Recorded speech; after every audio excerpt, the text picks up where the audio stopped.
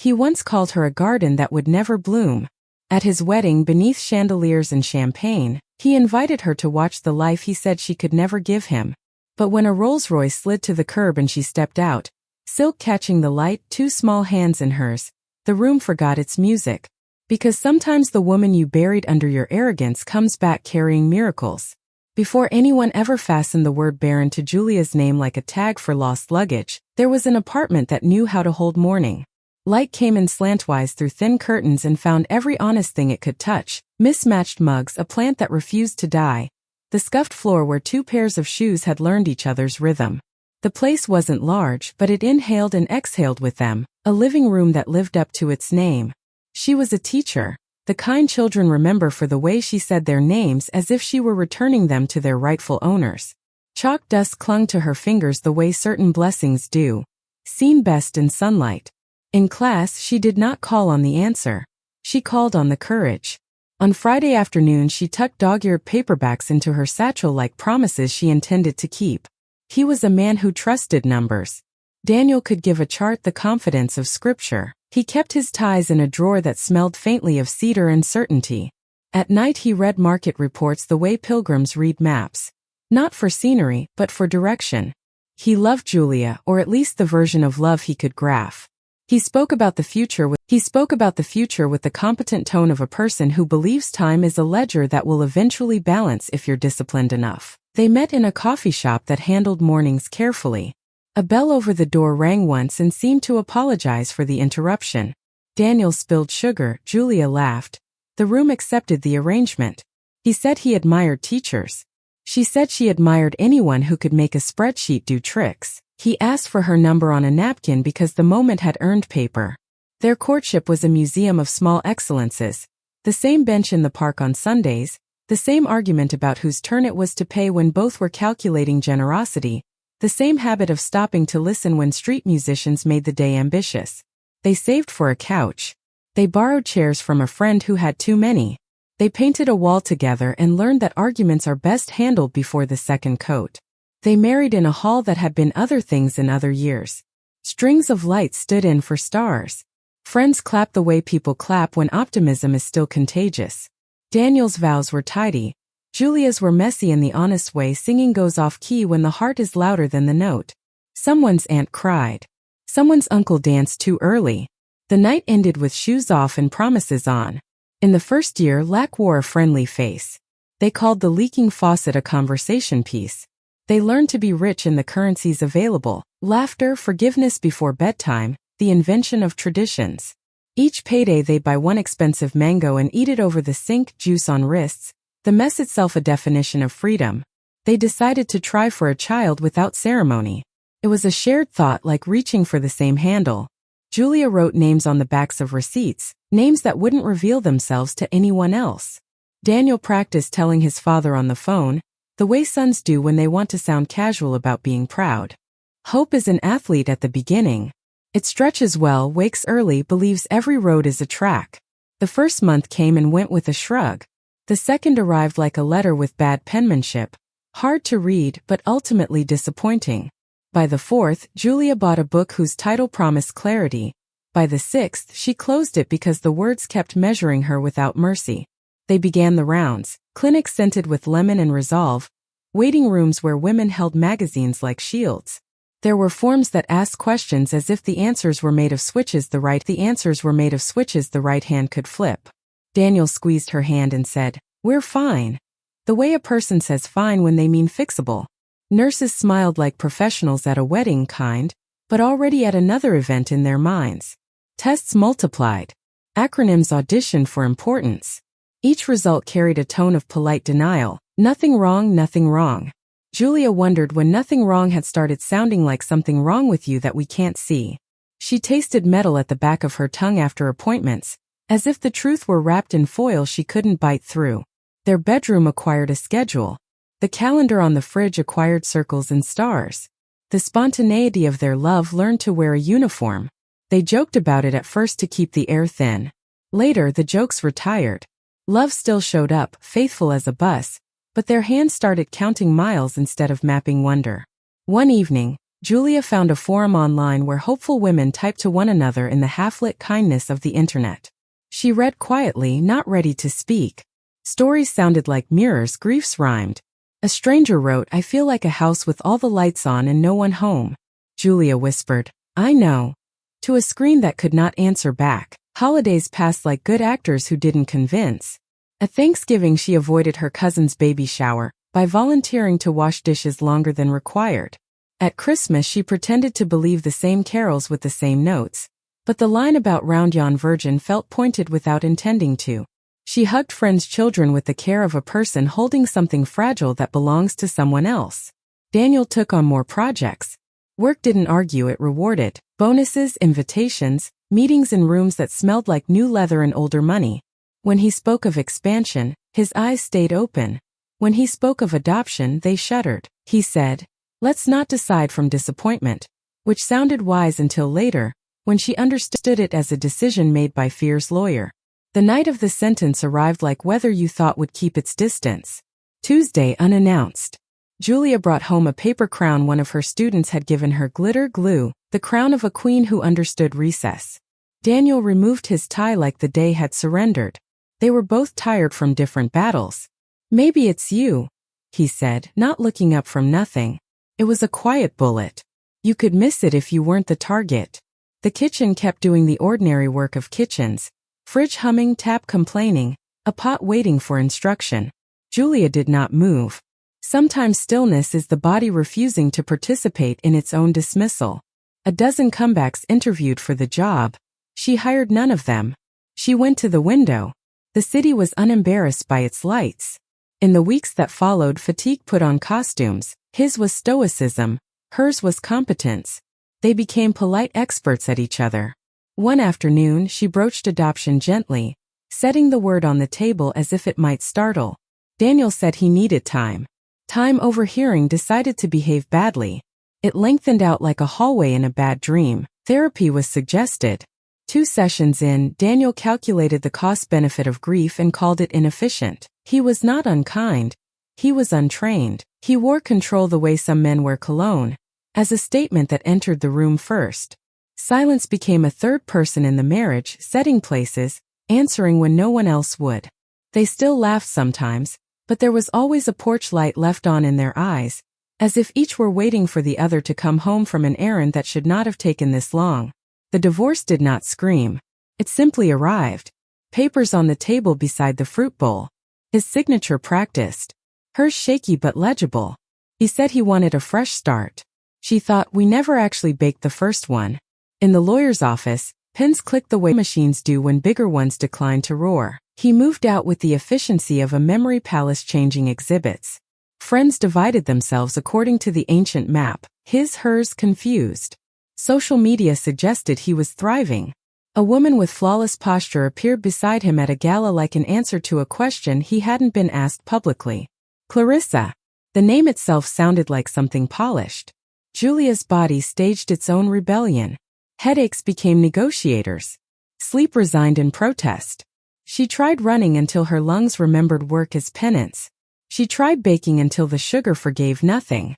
She tried prayer until she stopped telling God what to do and started sitting with him like someone who knows the other chair is occupied even when it isn't warm. She sold the apartment. She packed in silence that was finally hers.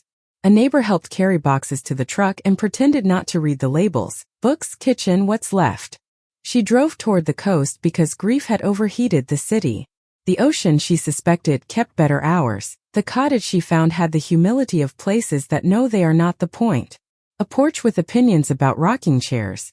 A kitchen that could be forgiven for its narrow ambition as long as it produced tea. 2 small bedrooms like possibilities parked side by side. She signed the lease with the relief of a person finally granted permission to breathe. In the mornings she walked.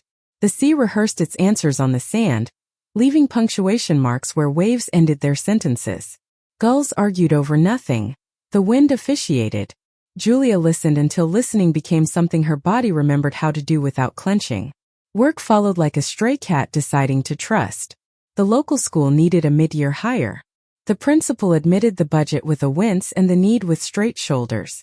On her first day, Julia wrote welcome back to trying on the board and pretended it was a joke. Children laughed, then believed her. She learned their names quickly. The ones that hid behind hoodies and the ones that raised their hands like flags. She used stickers sparingly and attention lavishly.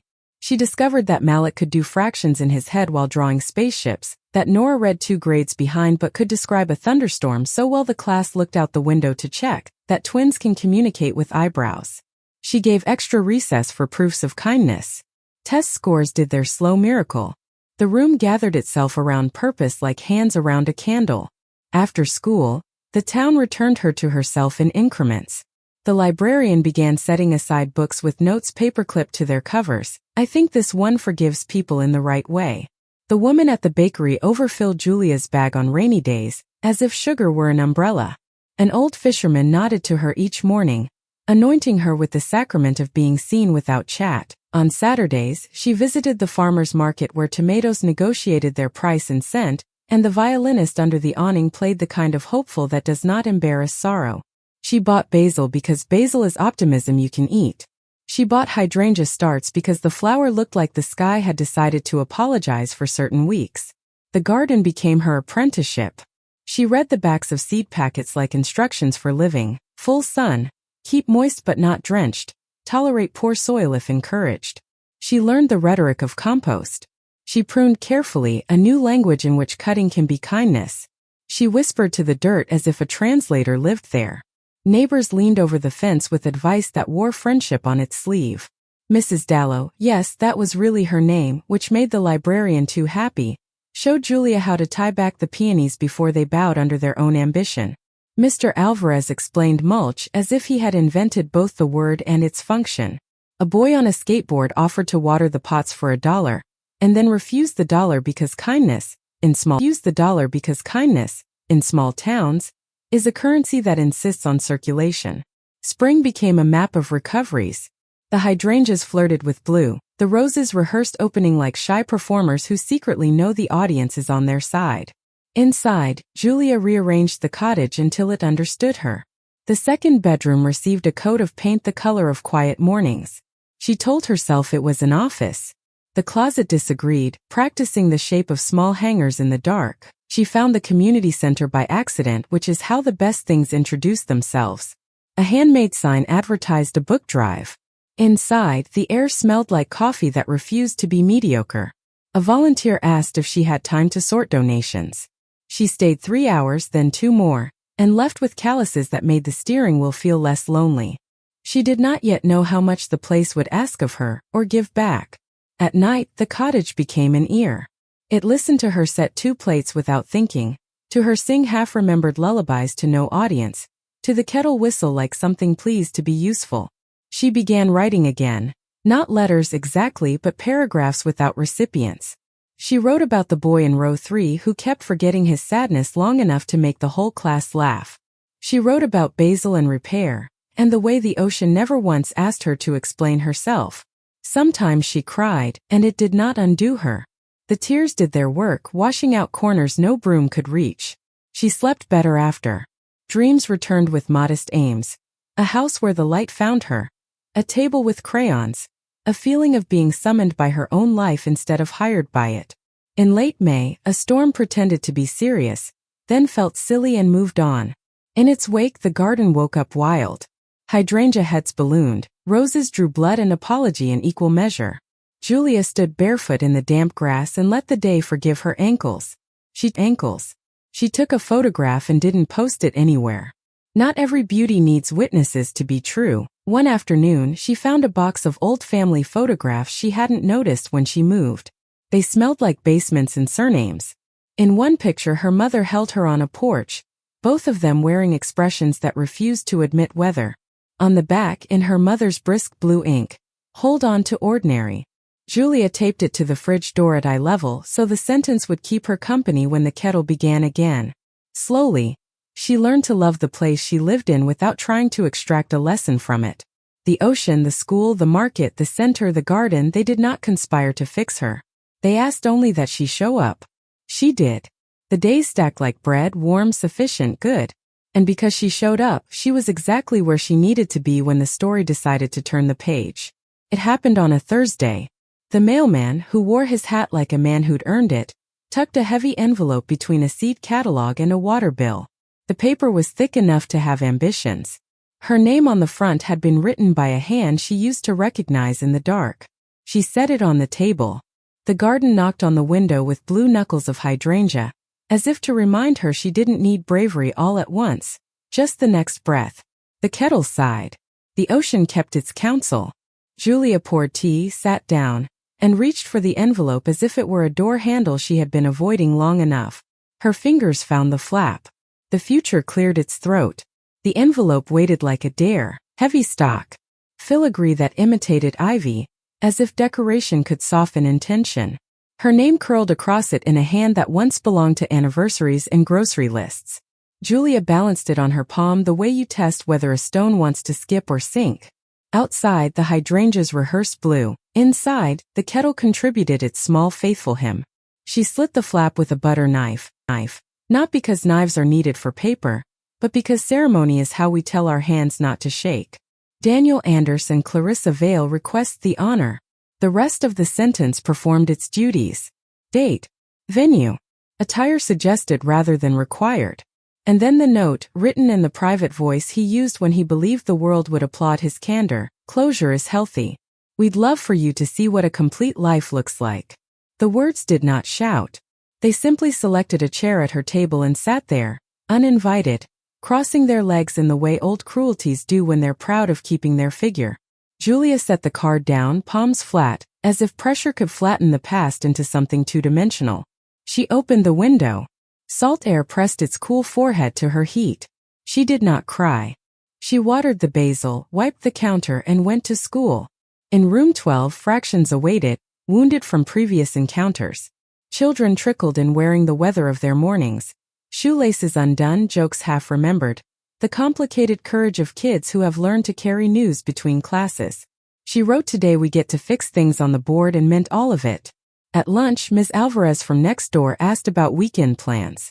Julia almost said, "I'm scheduled to be humiliated in 3 weeks at a hotel that thinks chandeliers can replace mercy," but teachers know when to grade their own sentences before speaking. Garden. Community center. Possibly braving the market on Saturday if the peaches forgive us. Ms. Alvarez nodded. Survival favors the specific. The community center greeted her with the same imperfect tenderness it offered everyone. Handprints on hallways, a front desk made of donations and stubbornness, a playroom where crayons had learned to misbehave responsibly. The air smelled like coffee that refused to be mediocre, and the soap that always loses at the end of the day but insists on beginning anyway. The coordinator, Mina, met Julia in the pantry where cans stacked like commas. "The boiler is threatening poetry again," she said, which is how Mina described any appliance that preferred metaphors to work. "And we're short on after-school snacks. The grant is considering us." Considering is what money says when it has not yet decided whether people count. Julia nodded and followed the rhythm that kept the place from unraveling. Sort, listen, serve, repeat. In the playroom, 2 siblings sat on beanbags like travelers who trust the station more than the train. The girl wore a ponytail with the exact tension of a child who ties her own bow. The boy held a plastic ship with the gravity sailors reserved for storms. "Story?" Julia asked, because some openings belong to questions. The girl nodded without looking up. The boy turned the ship so its stern pointed at the bookshelf, as if reversing into safety. She read about a crew that found land not by sight, but by listening to how the wind spoke against the sail. The girl's shoulders lowered by an inch. The boy's mouth softened from guard to attention. When the page said land, the girl touched her brother's wrist twice, a Morse code of hope. Later, in Mina's office, papers stacked arguments. The file with the children's names used bureaucratic nouns that survived by refusing to be human. Removal, placement, review. Julia studied the edges of the folder as if tenderness might seep in through the cardboard. "Together?" she asked softly, not looking away from the word siblings. "For now," Mina said. "But if no one steps forward soon, policy prefers convenience to love." She closed the file and inhaled the way people do when smoke is invisible but present. "I hate policy when it forgets its reason for being." On the walk home, the invitation pressed against Julia's palm through her bag. She took the long route along the harbor where boats brag in daylight and confess at night. The sea pretended impartiality. She considered a dozen versions of not going. The strategic decline, the dignified silence, the necessary illness. Each felt like a costume that would itch. At home, she pinned the invitation to the corkboard beside the calendar where good things learned to wait their turn. Malik's math fair, Nora's reading bee. The library book sale circled with the generous optimism of a person who believes in 50-cent miracles. The invitation did not belong, and therefore it stayed like a reminder to keep choosing better categories. That evening, the doorbell rang the way certain kindnesses do. Once politely, unwilling to be urgent. A man stood on the porch with the posture of someone used to doors opening. Not arrogance. Familiarity. He was tall in the manner of trees that know storms personally and hold anyway. "Miss Hale?" he asked. "I'm Elias Beaumont." Names move different doors. His opened no memory. She would remember it later. "How can I help?" she asked, defaulting to the sentence that had become her address. "At school, a teacher mentioned the center," he said. "I visited. I watched for an hour.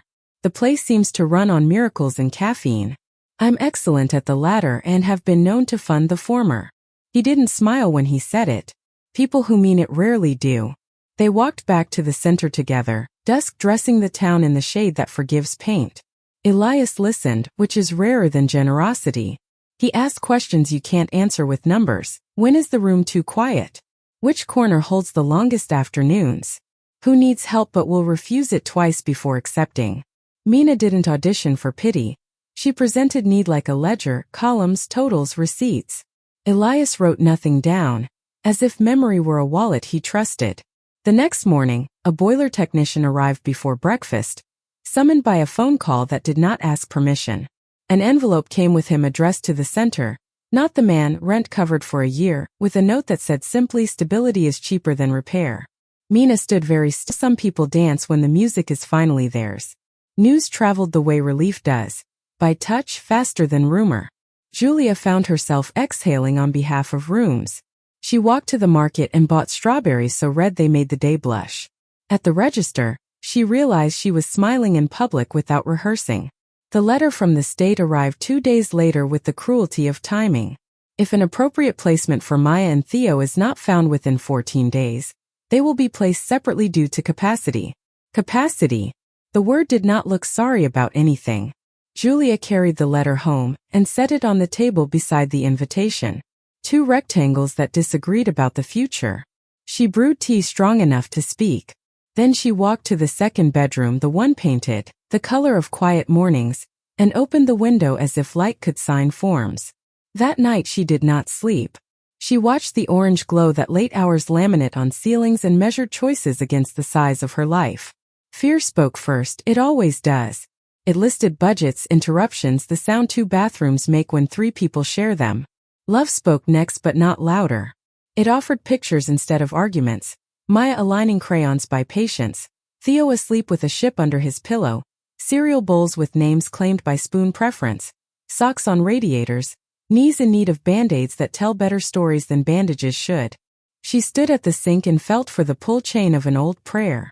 "If I'm not the answer," she said to the room, "let me be the person who keeps asking the question until one arrives." The room agreed by not disagreeing. Paperwork began to gather like weather. Background checks, fingerprints, classes with chairs that squeaked their complaint at learning compassion on a schedule. Julia sat between a nurse who had too much heart to clock out and an electrician who wanted to be the kind of man his granddaughter already believed he was. They practiced safety plans with dolls that had seen enough demonstrations to believe no adult existed at the right time. She went home each evening reading state policy as if life could be diagrammed. Elias returned to the center with the kind of regularity that suggests intention rather than habit. He played chess with Theo and lost in a way that taught winning more than victory does. He asked Maya about books and listened as if plots were navigation instructions for the soul. He never offered advice without paying for it with a question first. What breaks? What holds? He always wrote the answers inward, where a man keeps the map that respects a woman's compass. On the 12th day, the caseworker called from a hallway that turned her voice into a smaller version of itself. "I can hold them together until Friday," she said. After that, I'll need to move them. Friday, Julia repeated, as if the word would extend if pronounced with affection. She hung up. The house waited. She called Mina. She called the lawyer Elias had introduced like a bridge. She called the part of herself that had learned to stop asking the world for permission to be brave. Then she called the state. I'm applying to be licensed as a foster parent with the intent to adopt, she said. For Maya and Theo. Together. Process times vary, the woman on the phone said, already tired from a day of saying the same to other voices.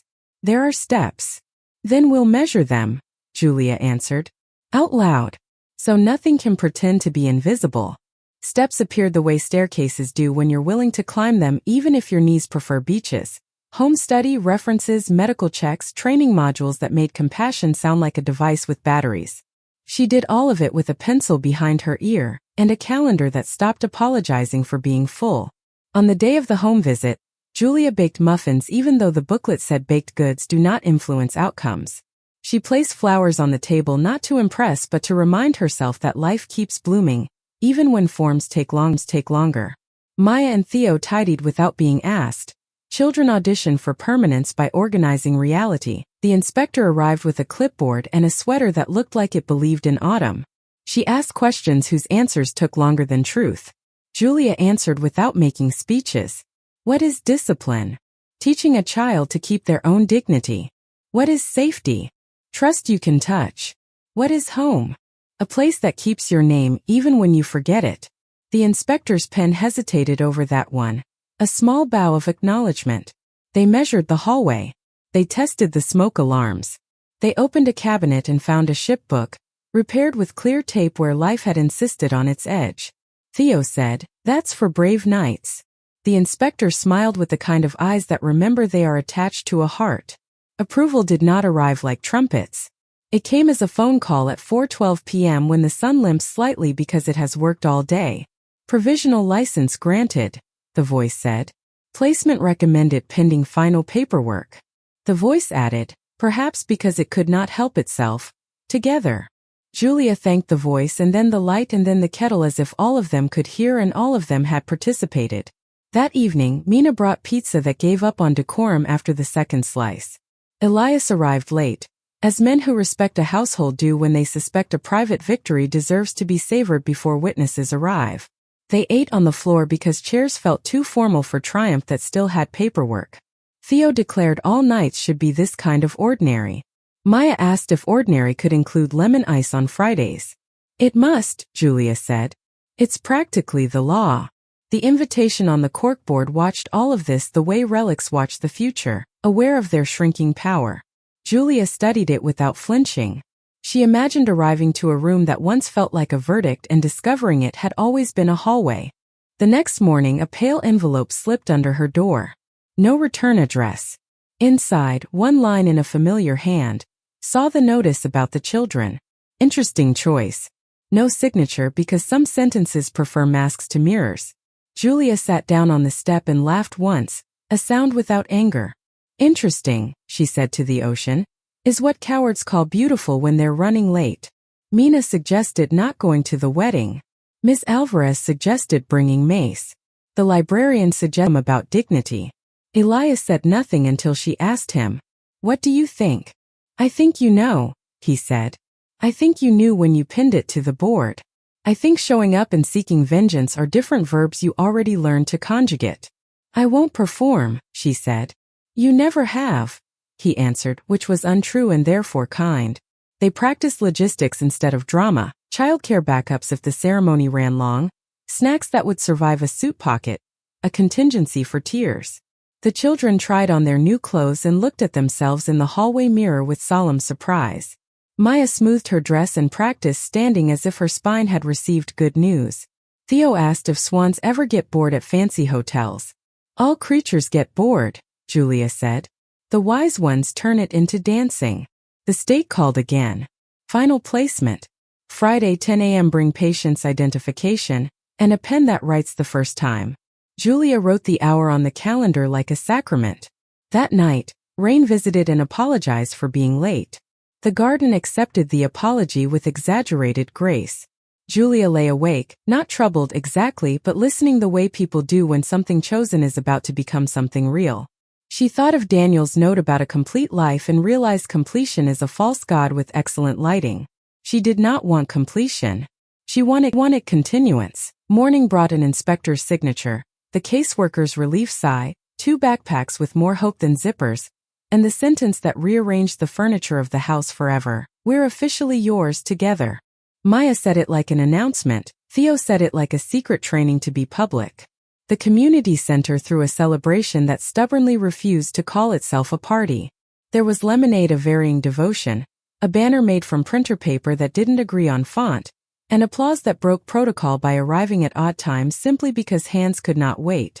Elias stood near the back the way rivers stand near their work, close but letting the land speak. The librarian presented Julia with a library card in the children's names, laminated like a treaty. Mina presented a keychain shaped like a tiny house. Miss Alvarez cried and tried to pretend she had allergies. The old fisherman from the pier whittled 2 small boats and refused to accept anything for them except a promise to take the children to watch the tide when it does its best trick. In the pocket of her dress, Julia carried the wedding invitation, not because she needed reminding, but because sometimes a relic is best kept where it can hear the new language being spoken without it. She felt neither dread nor triumph. She felt scheduled, for joy, for bureaucracy, for showing up where she had once disappeared. 2 days before the wedding, a package arrived with no return address and excessive tape. Inside, a dress box that smelled faintly of cedar and memory.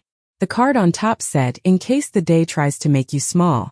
There was no name, but generosity often introduces itself that way.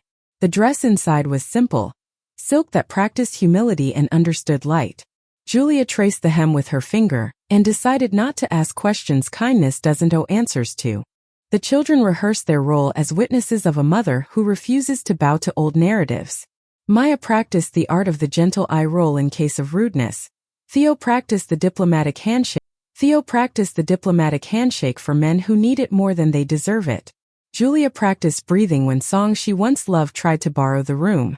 On the eve of the day, Elias pulled to the curb in a car that could have been a contradiction if it had not been so unpretentious about its grandeur, a Rolls-Royce the color of storms that prefer to pass without breaking anything. He stepped out and opened the rear door like a sentence ending correctly. "I'd like you to arrive in a way that informs the room the past is no longer in charge," he said. "Is that what cars are for?" she asked, smiling despite nerves that were learning new steps. "No," he said. "That's what entrances are for. Cars are merely conspirators." She hesitated, not because modesty required it, but because dignity sometimes needs to shake hands with theater before agreeing to collaborate. The children circled the car with the interest of small historians. "It smells like old books," Maya declared approvingly. Theo asked if the headlights knew secrets. Elias assured him they did, but only in good weather. They planned the route that avoided certain memories and added 3 extra minutes for looking calm at traffic lights. He would drive. She would not say thank you more than twice. The children would carry nothing but themselves and the training they had done in kindness. Night fell with the soft authority of seasons that know their job. Julia ironed the hem of her borrowed dress and hung it on the closet door. She placed the invitation on the dresser not as a map, but as a trophy she hadn't sought. In the next room, 2 small bodies whispered conspiracies of sleep, whether swans bite, whether chandeliers hum, whether grown men apologize. She stood at the window and watched the ocean erase and write its sentences. "I will not go to be seen," she told the glass. "I will go to see clearly." The glass offered back her own reflection, revised. The set of the mouth that belongs to people who have practiced mercy on themselves, the eyes that have retired from looking for permission. Morning would come, as it always does, unimpressed with either dread or hope. But for now, the night held her with competent arms. In the space between a last thought and sleep, she felt the day offer her a choice and heard herself answer without trembling. She would arrive. Not as a correction to his story, as the author of her own. The first rumor did not arrive like thunder. Came as a screenshot. Mina slid her phone across the community center desk reluctantly, as if handing over a stone she'd failed to keep from rolling. A private group chat, cropped but obvious. Daniel in a suited photo, Clarissa in a dress bright enough to be read from a distance. A circle of friends whose avatars wore the satisfied angles of people who never count receipts. A message from a man Julia remembered as the one who performed toasts as if he were being graded. Heard she's playing mother now. I suppose anyone can audition. Laughter emojis, thumbs up. A glass clink, the theater of permission. Beneath it, a line Julia knew belonged to Daniel even without the name. She's always wanted a role bigger than her capacity. Capacity. The word wore perfume and carried a knife. Mina's eyes were careful. Delete? Or evidence? Firewood, Julia said softly. It will heat what deserves to live. It will not be the house. She turned the phone face down the way you turn a photograph that confuses love with nostalgia. Then she went where hard news often finds its remedy, room 3, where Maya and Theo had spread a laminated map of the world across the floor, and were arguing politely about the right color for the Indian Ocean. Blue, Theo said. But a different blue than the other blue. Names matter, Maya replied, carefully choosing a pencil. Even for colors. They looked up and waved the way children wave when they trust the person entering knows that floors can be both maps and oceans in safe places. We're flying today, Maya announced. Then I should check the weather, Julia said, kneeling, the rumor dissolving into smaller weather systems that could be predicted. Snack in 7 minutes, hurt feelings in 9, rescue in 10. That night, the ocean wore its listening face. Julia stood on the porch in a sweater whose elbows remembered earlier battles and tried the Daniel sentence on the wind, always wanted a role bigger than her capacity. The wind returned no opinion. Wind respects honest grief by not applauding it. She held the invitation again and saw it now not as paper but as a choreography etched into the room, a hand extended in the wrong spirit, the expectation that she would bow to humiliation, a performance crafted for the audience of his past. I will not perform, she said to the hydrangeas, who were too busy managing their own blue to respond. The second rumor arrived with the mail, a thin envelope from the state with language that behaved until it didn't. A concern has been raised. A review will be conducted to verify the suitability of the home environment in light of recent. The sentence continued in a dialect of bureaucracy that forgets people are the subject. Raised by whom? Mina asked, eyes already sharpened by fatigue at the predictable shape of malice. Julia folded the letter and slid it back into its sheath as if returning a blade to a slot. By someone who depends on distance, she said. People who intend harm rarely deliver it in person. She dialed the caseworker. The voice on the line softened when it recognized her. I'm sorry, the woman said, the apology honest and small. We have to check boxes. I'll come tomorrow. It will be quick. Come hungry, Julia said. We'll turn boxes into biscuits. After she hung up, she called Elias. Not for money, he had already taught her that philanthropy is a verb that requires humility, but for presence. Test tomorrow, she said. The kind that treats rooms like suspects. I'll be in a chair you forget is a chair, plied. The steady kind. The review inspected the home with the neutral solemnity of a census. The inspector wore a cardigan the color of oatmeal and the expression of a person who knows her authority is both necessary and disliked. She measured the distance between the smoke detector and hope. She opened the medicine cabinet and found nothing dramatic, which is the drama the good want. She asked questions in a script that struggled to imagine how love actually behaves on short notice. What is your discipline philosophy? The inspector read. Name the behavior without renaming the child.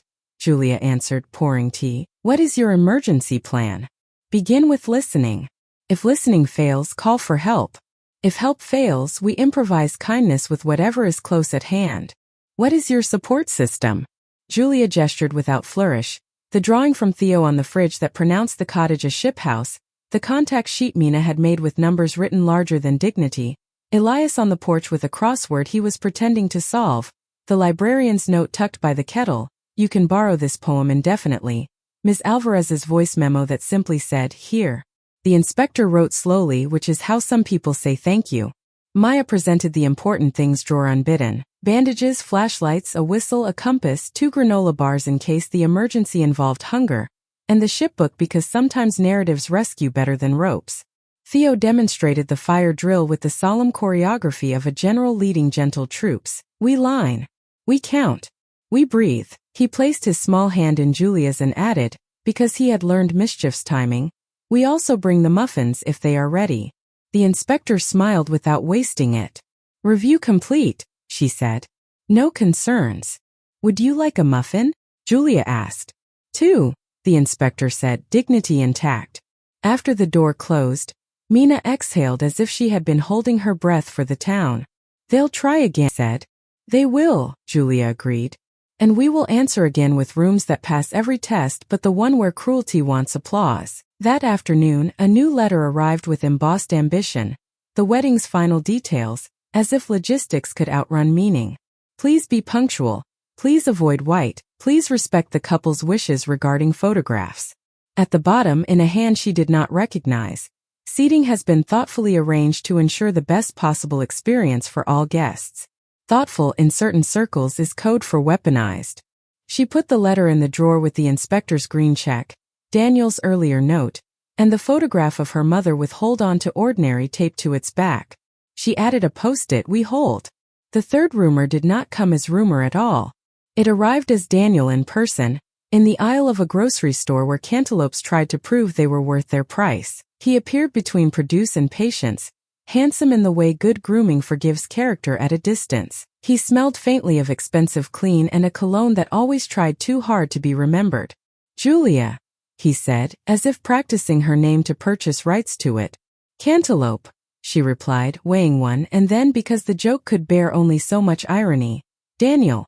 He surveyed her cart the way some men read budgets.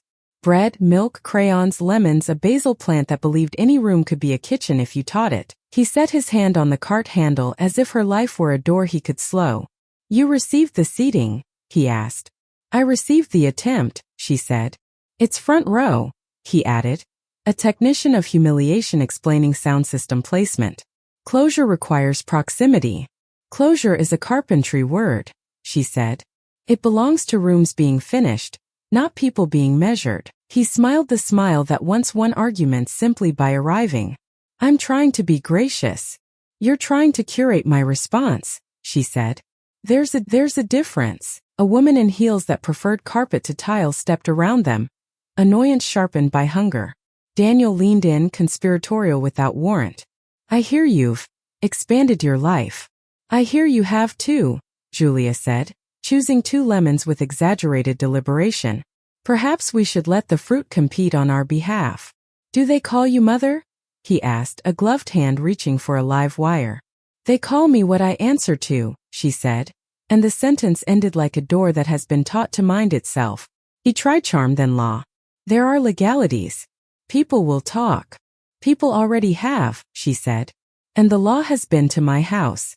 It accepted muffins. He blinked, unprepared for the domesticity of due process. You don't have to attend, he said finally, hitting the wrong target with the right bow. I do, she said. Not because you invited humiliation, but because my life has outgrown your audience. He looked at the lemons in her cart as if they were paragraphs he had failed to parse.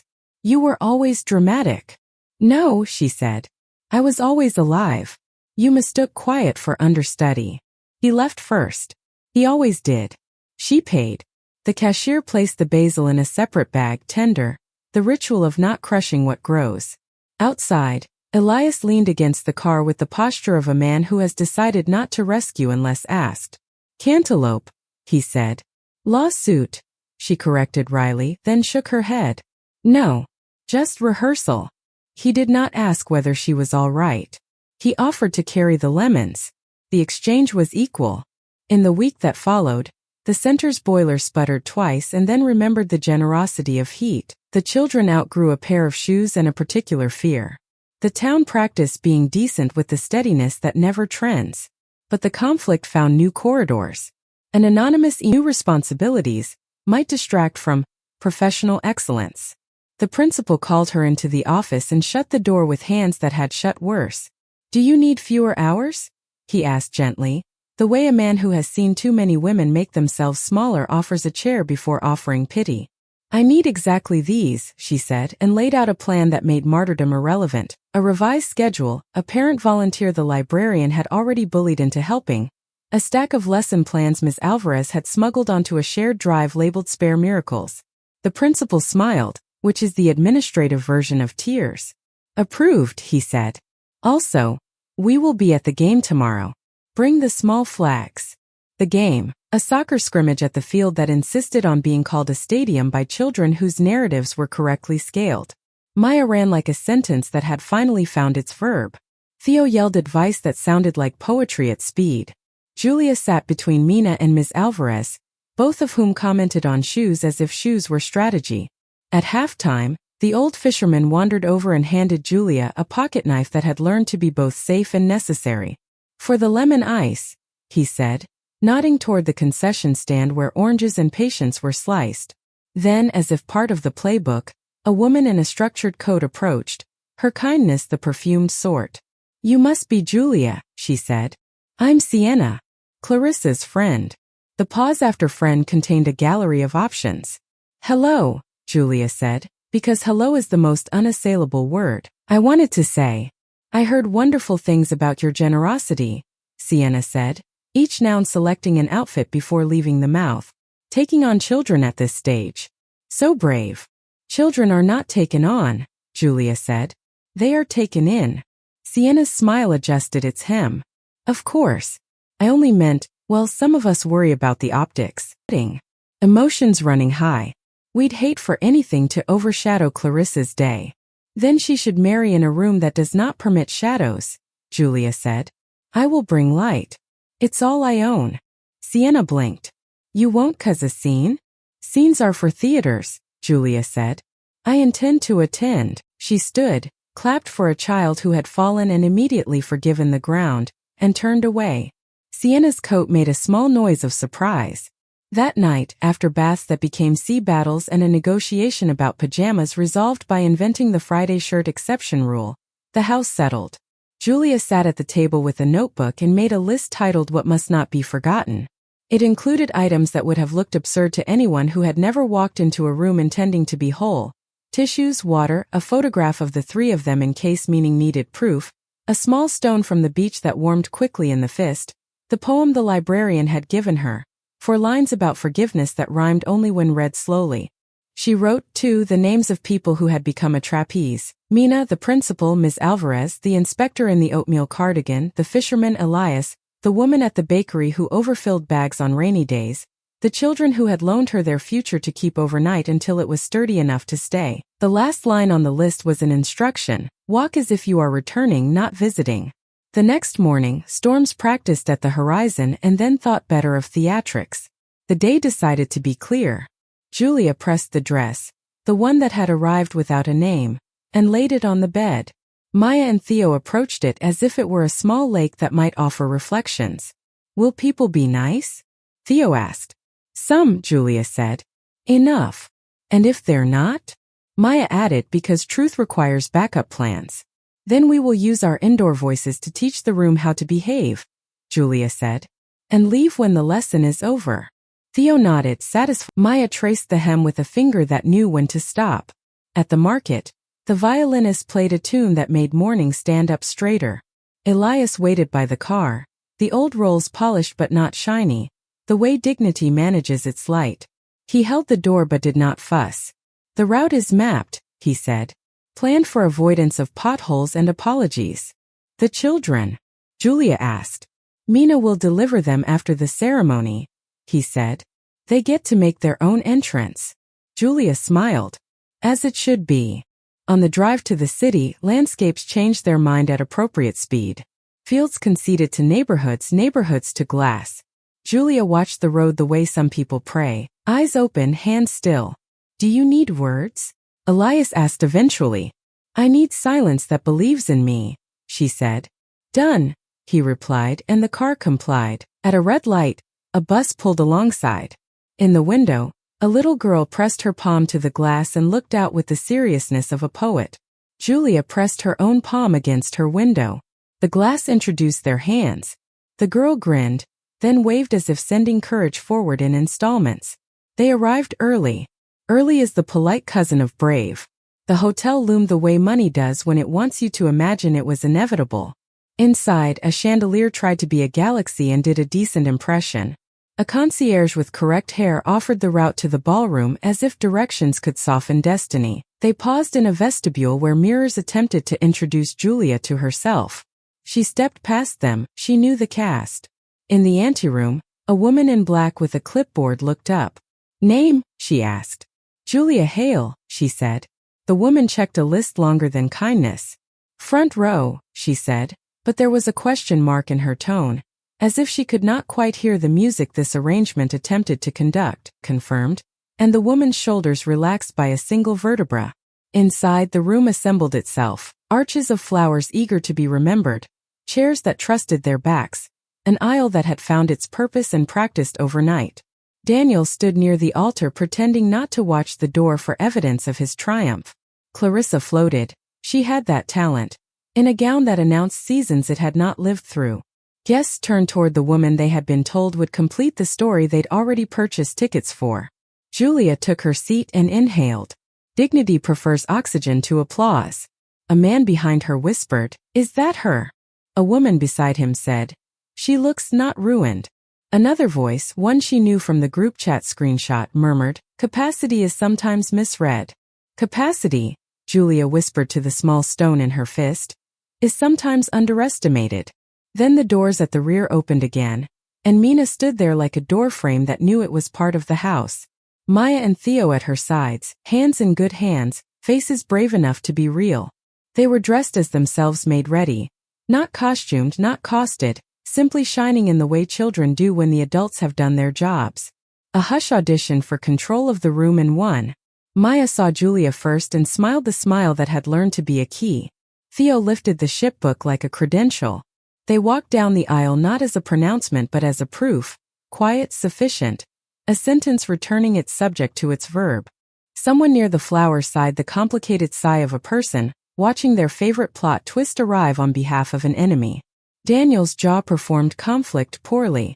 Clarissa did an extraordinary thing. She softened. Her shoulders dropped a fraction. Her eyes found the children and stayed. Mina kissed Julia's cheek and whispered, "I brought snacks. For after the sacrament." "Which sacrament?" Julia whispered back. "Whichever one ends," Mina said, and slid into a chair like a saint pretending to be furniture. Theo took Julia's hand. Maya took the other. The three of them sat front row as arranged, instantly redesigning what the room believed front rows are for. The music began its reasonable labor. The officiant cleared his throat as if to forgive the room for its curiosity. Promises prepped their vowels in the wings. Conflict had done its work. It had exposed every corridor malice could travel, every thinness in systems that should have held, every old word that still wanted to be believed about a woman who had outlived it. And now the room had to contend with the evidence of another vocabulary, the grammar of belonging, the syntax of grace, the semantics of a life expanded so far past humiliation that humiliation could only stand at the door and watch. Daniel's best man adjusted his tie, recalibrating anecdotes. The friend with the glass clink avatar stared at his hands, which were unhelpful. Sienna, whose coat made small noises of wealth, looked at Clarissa and discovered tenderness looks better on everyone. The officiant asked the guests to rise. They did, a room agreeing to stand up for what it did not fully deserve. Julia rose with them, steady as the shoreline. As Clarissa reached the altar, she glanced at Julia. Not a plea, not an apology, something more complicated and therefore more honest. Julia returned a nod measured exactly to its moment. Be better than the script you were handed. The ceremony proceeded. Vows tried their sentences. Rings practiced infinity with humble metallurgy. When the kiss arrived, it arrived without triumph. The room applauded because rooms like to practice hope even when they have not earned it. And somewhere in the clapping, the word Daniel had chosen for Julia Barren left the building, not because anyone dragged it out, but because it could not breathe there anymore. The conflict was not finished because life is not a courtroom, but it had been named, and therefore its disguises were fewer. Outside, the hotel fountain pretended to be a spring. Inside, servers moved like punctuation, commas offering pause, periods bringing things neatly to a close. People sought Julia with the politeness of archaeologists approaching a living ruin they were not sure they were allowed to touch. She offered no artifacts, only presence. Daniel approached eventually because conflict requires courage at least once to become history. He stood within conversation distance, the calculus of his face ill-equipped for the math of this moment. "Congratulations," Julia said, saving him from invention. Thank you, he said, surprised at the rescue. They're beautiful. Children usually are, when adults have the decency to get out of their way, she replied lightly. He looked at Maya, who was teaching Theo how to fold a napkin into a sail, and then back at Julia. I said things. You did, she agreed. They were unkind. They were, she said. I was there. I am. He hesitated, the word sorry catching on the edge of a self he had not rehearsed. You will be, she said, not cruel, simply precise. Be it by doing better. That's the only version anyone remembers. He nodded, a small bow to a queen who had never required a crown to be obeyed. Clarissa appeared at his side, not claiming him, simply joining the conversation she already belonged to. Maya and Theo, she said, careful to pronounce the names like gifts. If it is all right with you with them, I'd like to know them. It is, Julia said. Children benefit from adults who can stand in a room without moving the furniture. We'll practice, Clarissa said, and then, astonishingly, she smiled at the children and meant it. Later, after cake that crumbled as if embarrassed by its own ambition, after music that discovered it had nothing left to teach the day, after handshakes that tried too hard and hugs that did not, corridor where the carpet had memorized hundreds of exits. Elias waited near the door, posture adjusted to the dimension where devotion looks like absence. How was the weather? He asked. Honest, she said. No clouds that thought they were mountains. He nodded, opened the door, and the city offered its evening. On the drive home, the children rested against her shoulders, the shipbook a flag of truce between exhaustion and joy. Streetlights passed overhead like opinions. Julia watched their faces in the rearview mirror and thought of capacity, the word Daniel had chosen as a weapon and the inspector had measured as a mathematics. She considered how much a life can hold when it stops auditioning for anyone. At a red light, she took the small stone from her fist and set it on the dash. We did not break, she murmured to it. We bent into shape. The light turned green. The car moved forward. The night made room. And behind them, in a ballroom that had briefly believed itself a theater, a word lay on the floor with no one willing to pick it up. Morning did not celebrate. It simply arrived as mornings do, unimpressed with last night's courage. The children slept later than usual. Bravery collects interest in exhaustion. Julia stood at the sink and watched the kettle write its small steam script against the window, the hydrangeas beyond it bowing as if in benediction. The house had changed overnight, not in furniture, not in walls, but in the pressure of meaning. Some rooms are heavier after truth has sat in them a while. News drifted the way pollen does, visible only when it lands on something that agrees to hold it. A cousin texted a link to a photo from the wedding, Julia in profile, Maya and Theo leaning into her as if abundance had a direction. The caption tried to be clever and failed by being small. Comments divided themselves according to the old map. Those who confuse gossip with community, those who choose kindness even when it costs them nothing, and those who keep their mouths so that silence becomes a kind of draft. Julia didn't read far. The internet is a neighbor with loud opinions and generous hours. She closed the screen and walked to the garden. Dew performed its ancient trick of making the world look like it had been reconsidered. She pinched basil for breakfast, the leaves giving up perfume as if plot twists were stored in chlorophyll. At school, a child cried without sound in the third row, an implosion rather than an explosion. Julia crouched, the way teachers learn to do without asking their knees permission, and offered a hand. The book ended wrong, the child whispered, world compressed into the last chapter. They didn't get what they wanted, do they ever? Julia asked softly, not to argue but to widen. They got something else, the child conceded reluctantly, wiping a sleeve across grief. Something else is a stubborn friend, Julia said. It stays when the other kind refuses to come. By noon, the principal had forwarded an email that began with "as a concerned parent" and continued with the language of people who think their worry deserves an audience. Is it appropriate for Miss Hale to be parading children around social events? What message does this send? The principal's reply had the good bones of a man who would rather be wrong politely than right cruelly. Miss Hale is an exemplary educator. The school's only concern is whether her class continues to flourish. It does. After class, a boy lingered, the way some boys do when they remember their questions only once the room exhale begins. Do families copy each other? He asked, sliding a worksheet into his backpack as if smuggling contraband. Sometimes, Julia said, erasing fractions that had tried very hard to be whole numbers. Sometimes they invent. He nodded, satisfied, and left with the satisfied gait of someone who now had permission to be his own draft. That evening an envelope waited on the porch, a formal script, scented faintly of money that had been taught to behave. Inside, a note from Clarissa, surprising by its absence of theater. I would like to meet the children somewhere that belongs to them. Few permit. No audience. No story. Just people. It was signed without flourish, the descender of her S honest and undecorated. Julia read it twice. People underestimate how much humility can move furniture. They met at the community center 3 days later. The room chose its light well that afternoon, forgiving corners, blessing angles. Clarissa's beauty was less weaponized without the chandelier. It softened into fairness. She brought nothing in her hands except the posture of someone who knows she has often been looked at, and is now willing to learn looking back. Maya placed a board game on the table like a treaty. Theo offered the shipbook for safekeeping. No one mentioned weddings. The center hummed the way places do when they have decided to be useful instead of impressive. Families copy and invent, Julia thought, watching from the doorway while Mina pretended to need help with paper cups just long enough to witness a kindness begin. Clarissa listened to Theo explain the rules of a game he had only partially learned. She let him teach her wrong. She watched Maya watch her and did not flinch. People speak their truest language when children are writing the subtitles. The escalation did not come from enemies. It came from the small places love is forced to prove itself. At night, Theo woke from a dream shaped like sirens and doorbells. He stood at the side of Julia's bed without a sound, the courage of a soldier in pajamas.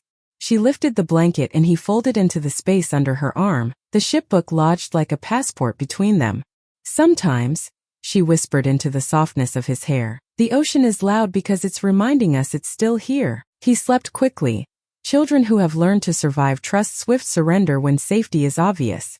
Another night, Maya turned her plate thrice at dinner.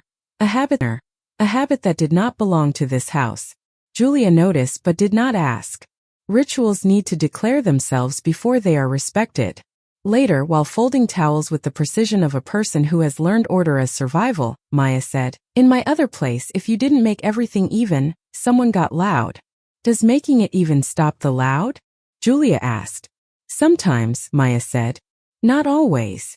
In this place, Julia answered, we start with quiet and spend it carelessly.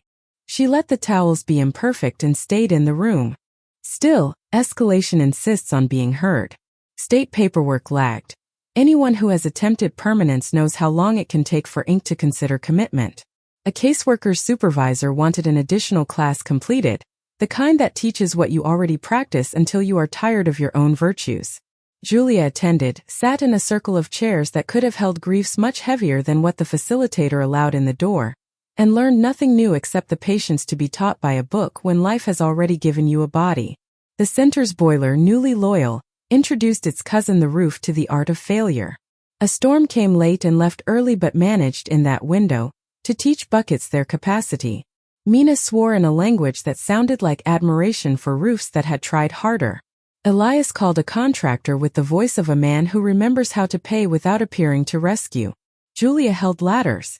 The children giggled with the shameless joy of people for whom water from the ceiling is still a performance rather than a prophecy. Escalation stage managed smaller scenes too. The woman from the grocery store, Sienna of structured coats, volunteered at the center one afternoon and stood stunned in the doorway as if proximity to unpaid kindness required a password she did not know. She filled snack bags without commentary. Silence can be purity or shame. Sometimes it is both before it chooses. On her way out, she placed an envelope on Mina's desk and fled. Inside, a check generous signed with a shaking hand. On the memo line, for the hours I never volunteered when I should have. Mina folded the envelope as if it were a baby's shirt and filed it in the drawer labeled proof of concept. People. Daniel kept his distance, which is a kind of wisdom when ignorance is finally professional. He sent no further notes. His name appeared less often on other people's tongues. Some men cannot survive the ecosystem of a woman who refuses to serve as their weather. He walked occasionally along the harbor where businessmen pretend walking is thinking. He did not approach the cottage. He passed the garden once with a public equanimity that made the hydrangeas laugh to themselves. But escalation has one more instrument. The past suddenly amplified. A box arrived with the return address of a clinic she had not visited in years. Inside, a thin folder with old results stamped and dated, accompanied by a letter typed at a careful pace. We are updating our records with new interpretations based on revised standards. While nothing in your file changes our original conclusion, we regret that certain indicators, once deemed inconclusive, might have warranted additional testing for your partner at the time. The sentence did not accuse. It simply placed a cup of water within reach of thirst. Julia read it twice. Then she did the most radical thing she could have done in that no longer life. She didn't tell Daniel. She placed the letter in the drawer with her mother's photo, the inspector's checkmark, the poem, the stone. She labeled the drawer in her mind for the altar, not the courtroom. Some victories do not require witnesses. Some truths, when spoken aloud, apply for jobs they are not qualified for. That night, the garden glowed with the kind of blue that saves its best for people who return often. Julia sat on the steps with Elias and told him everything except the part that would have made him angry on her behalf. He had learned not to demand receipts for suffering. They watched the children draw constellations in the air with sparklers while Mina shouted not too close to the hydrangeas, which is also what saints say to sinners in different liturgies. Elias spoke rarely about himself, which made the room trust him more. But sometimes the door to his private history swung without creaking. My mother used to say, he offered, that mercy is the only inheritance that doesn't depreciate. He laughed softly. She left me some money anyway. It depreciated as required. Where is she now? Julia asked. Gone, he said. But she never left. The way gone people do. Escalation gathered at the edges again. The adoption hearing received a date that seemed arbitrary except to the people who had rehearsed being ready for it their entire lives. The judge was new to the bench, which is to say his robes had not yet learned to fold themselves appropriately at moments of grace. He scheduled the hearing for a Thursday morning and apologized to the calendar for not choosing Friday. Mina bought ribbons. Miss Alvarez ironed a dress she never admitted she owned. The librarian prepared to shush the universe if it talked during the decision. The night before the hearing, a storm practiced being serious and then committed to it. The town went briefly dark, the way all towns do to test whether their citizens still remember fire. The cottage held. Candles mapped faces and made them holy. Theo counted thunder like a boy attempting to negotiate with gods. Maya lined flashlights on the table, even her earlier ritual now repurposed as a hymn for preparedness. Julia looked at her children, her children, and felt time do what it rarely volunteers to do, apologize. All those years of calendars without reward, all those marked days that produced only more emptiness, came to stand in the doorway and bow to the present. Not to surrender, to acknowledge. The power crept back in like a cat embarrassed to have left. The refrigerator thumped, grateful. The clock announced its stubbornness with renewed authority. The ocean resumed whispering to the shore, which is marriage at its best. Morning drew itself without drama, aware it was carrying a day that would prefer to do its own speaking. At the courthouse, corridors smelled like government, coffee, old paper, a faint echo of arguments that had practiced themselves into exhaustion. The hearing room was smaller than a person expects when they think of destiny. The judge wore readers and humility. The caseworker smiled with the kind of smile bureaucrats rarely get to practice in context. There were questions. There were answers. There were words that matched the ones found in pamphlets, and there were words no pamphlet has the courage to print. The judge listened the way overworked men listen when they have remembered that the law is not a machine but a craft. He asked Maya what home meant. She said, "It smells like pancakes and books." He asked Theo what made him feel safe. Theo said, "When someone remembers how I like my socks." Elias sat 2 rows back, a man surrendering his need to be necessary. Mina squeezed her own hands because the alternative would have been to hug strangers. Miss Alvarez dabbed her eyes in the manner of a person who pretends her sinuses are the only sinners present. The librarian held a poem in her lap as if it were a license. The judge cleared his throat the way men who fear tears clear them. He granted what should always have been obvious. He made it legal. He made it true. He pronounced it in fewer words than the day deserved and more authority than the system sometimes remembers to deploy. He banged the gavel gently, as if sound itself were a new citizen. Outside, the sky attempted to outshine everyone and failed, as sky must on days like this. People took photographs because humility forgets. Photographs remind. Julia knelt to the children's height, letting a camera steal a moment it could never truly own. She said nothing memo-worthy. The best lines had already been lived. Escalation changed key then. The problem with reaching what you've climbed toward is that your muscles keep waiting for another rung. Julia woke the next day and found herself weeping over toast. Relief has a way of dragging grief out from under the bed to finish its sentence. She allowed it. She called into school and said a sentence Miss Alvarez had been waiting to hear from her. "Today I choose abundance."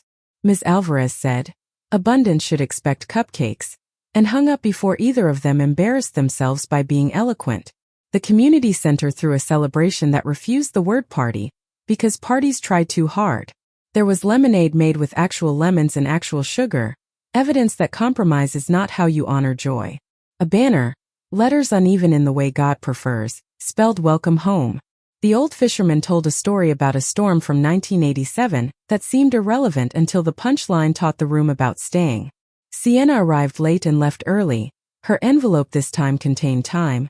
She signed up to read every Thursday, a promise wealth cannot outsource. Daniel did not attend. This was not his day. Clarissa sent flowers that refused to be tasteful. They were unashamed of their own color. She included a note that used only the children's names and ended with C, because sometimes first initials are the bravest version of a person available. But escalation, patient as weather, had one more turn of the screw. The roof repair on the center revealed rot that had made itself at home long before good intentions rented the building. Costs multiplied the way rabbits do when you only count them at dusk. Mina stood in the office and listened to the contractor explain numbers with the tenderness of a man who hates being the messenger. "We'll find the rest," she said after he left. "We always do." Not always, Julia thought, and then corrected herself, because lies often begin in the right language. Always enough. She and Elias sat with spreadsheets. He offered money that had never tried to control her. She accepted only some because she needed a narrative that could survive gratitude. They called a meeting no one had time for and everyone attended anyway. People who had never been to the center arrived with checkbooks that rarely leave home. People who had always been to the center arrived with casseroles and batteries, because sustenance has many registers. The librarian read the poem aloud at the end, breaking the rules of meetings and improving them forever. That night, after baths that produced a flood the bathroom was proud to survive, after pajama debates resolved with dignified negotiations, after the shipbook signaled consent to return to its shelf, Maya asked a question that opened the escalator into a staircase you could sit on. "Do we have to forgive people before they ask?" "No," Julia said. "But if we can afford it, we lend forgiveness early. Interest grows. And sometimes when they finally ask, we can say, it's already been accruing. Like library fines," Theo said, mischief and analogy holding hands. Like library gifts, the librarian would have corrected, and Julia did by kissing their foreheads, a currency that outlives all others. When the house slept, Julia returned to the drawer where the clinic letter rested among the documents that had earned the right to stay. She read it once more, not to be vindicated, but to be reminded that the past does revise itself, but not always loudly. She tore the letter into 4 equal parts, not out of anger, out of accuracy. Then she carried the pieces to the garden and placed them beneath the basil, which understands about leaves and reuse. "You do your work," she told the soil. "I'll do mine." The door that had opened sideways in Act 4, less like an exit, more like a new hallway, did not close. It learned to stay ajar. Through it came small storms, small mercies, larger needs, louder The roof would still leak once. Someone would still write an anonymous note and then regret it privately. The inspector would stop by without warning and leave with a muffin and a shamefully professional hug. Elias would travel for 2 weeks and return with a story about a bridge in a different town where strangers take turns holding one another's backs while they tie their shoes. And in all of it, the escalation became less about defending and more about expanding. Julia discovered that the house could hold more than she had dared invite. More names called at bedtime, more shoes at the door, more drawings on the fridge, crooked sons and brave boats and people with hands too big for the paper because love, when drawn by children, refuses to be proportional. She slept the way survivors sleep when they finally believe the campfire will not go out at dawn, deeply, with one ear still tuned to the song of the day. She woke like morning does when it has decided to start over and mean it. If anyone had asked, she would have said escalation felt less like climbing a mountain and more like forgiving a staircase for never being finished. You ascend one landing and discover another, wider, better lit, with chairs along the wall for those who need to rest. And at each landing a window, and in each window a view, the ocean practicing continuance, the town practicing decency, the center practicing mercy, the children practicing certainty, the garden practicing blue. The door stayed open. The door would keep staying open. Because every act after escalation deserves a hallway that doesn't make you choose between entering and leaving. It lets you pass through carrying what has finally learned your name. Act 5. The turning of the season turning point. The first sign that the season had turned was not in the calendar but in the air over breakfast. It had the weight of rain and the brightness of afternoons. Pancakes sizzled because a griddle has no respect for epiphanies. The children argued tenderly about the moral alignment of syrup. Julia listened with the posture of a woman who has finally learned to sit at her own table without auditioning for the room. After the hearing, people began using the word official as if paper were the only language permanence speaks. The house used different words. Welcome, for instance, said by door frames and chair legs when small shoes ran past. Still here, said by the kettle at 6 a.m. and 9 p.m. enough, said by the garden each evening when the light retired. If Act 4 had opened the sideways door, Act 5 taught everyone which hallway it led to. The center's roof learned the new habit of not leaking. Contractors with knees that predicted the weather finished with a satisfaction that didn't ask for gratitude, but accepted coffee. A new sign, painted by children who treated letters as animals that needed feeding, went up, open even when life closes. Mina pretended to scold them for the grammar, and then took a photo she would later hide in a desk drawer for emergencies. Julia returned to school and discovered the classroom had not collapsed without her. It had simply stretched its arms and allowed others to lift. Ms. Alvarez had taped a note to the whiteboard, written in green marker like leaves. We kept your chair warm. Do your best. Love will grade the rest. The students applauded unorganically, a sound like hail on a tin roof, and then resumed the honest labor of learning. When she wrote fraction of a fraction on the board, the chalk did not break. Some metaphors refuse melodrama out of respect for math. Turning points announce themselves most convincingly in the places that do not crave announcement. The librarian installed a low shelf labeled Breathe Here. Children placed books there that had taught them not to drown.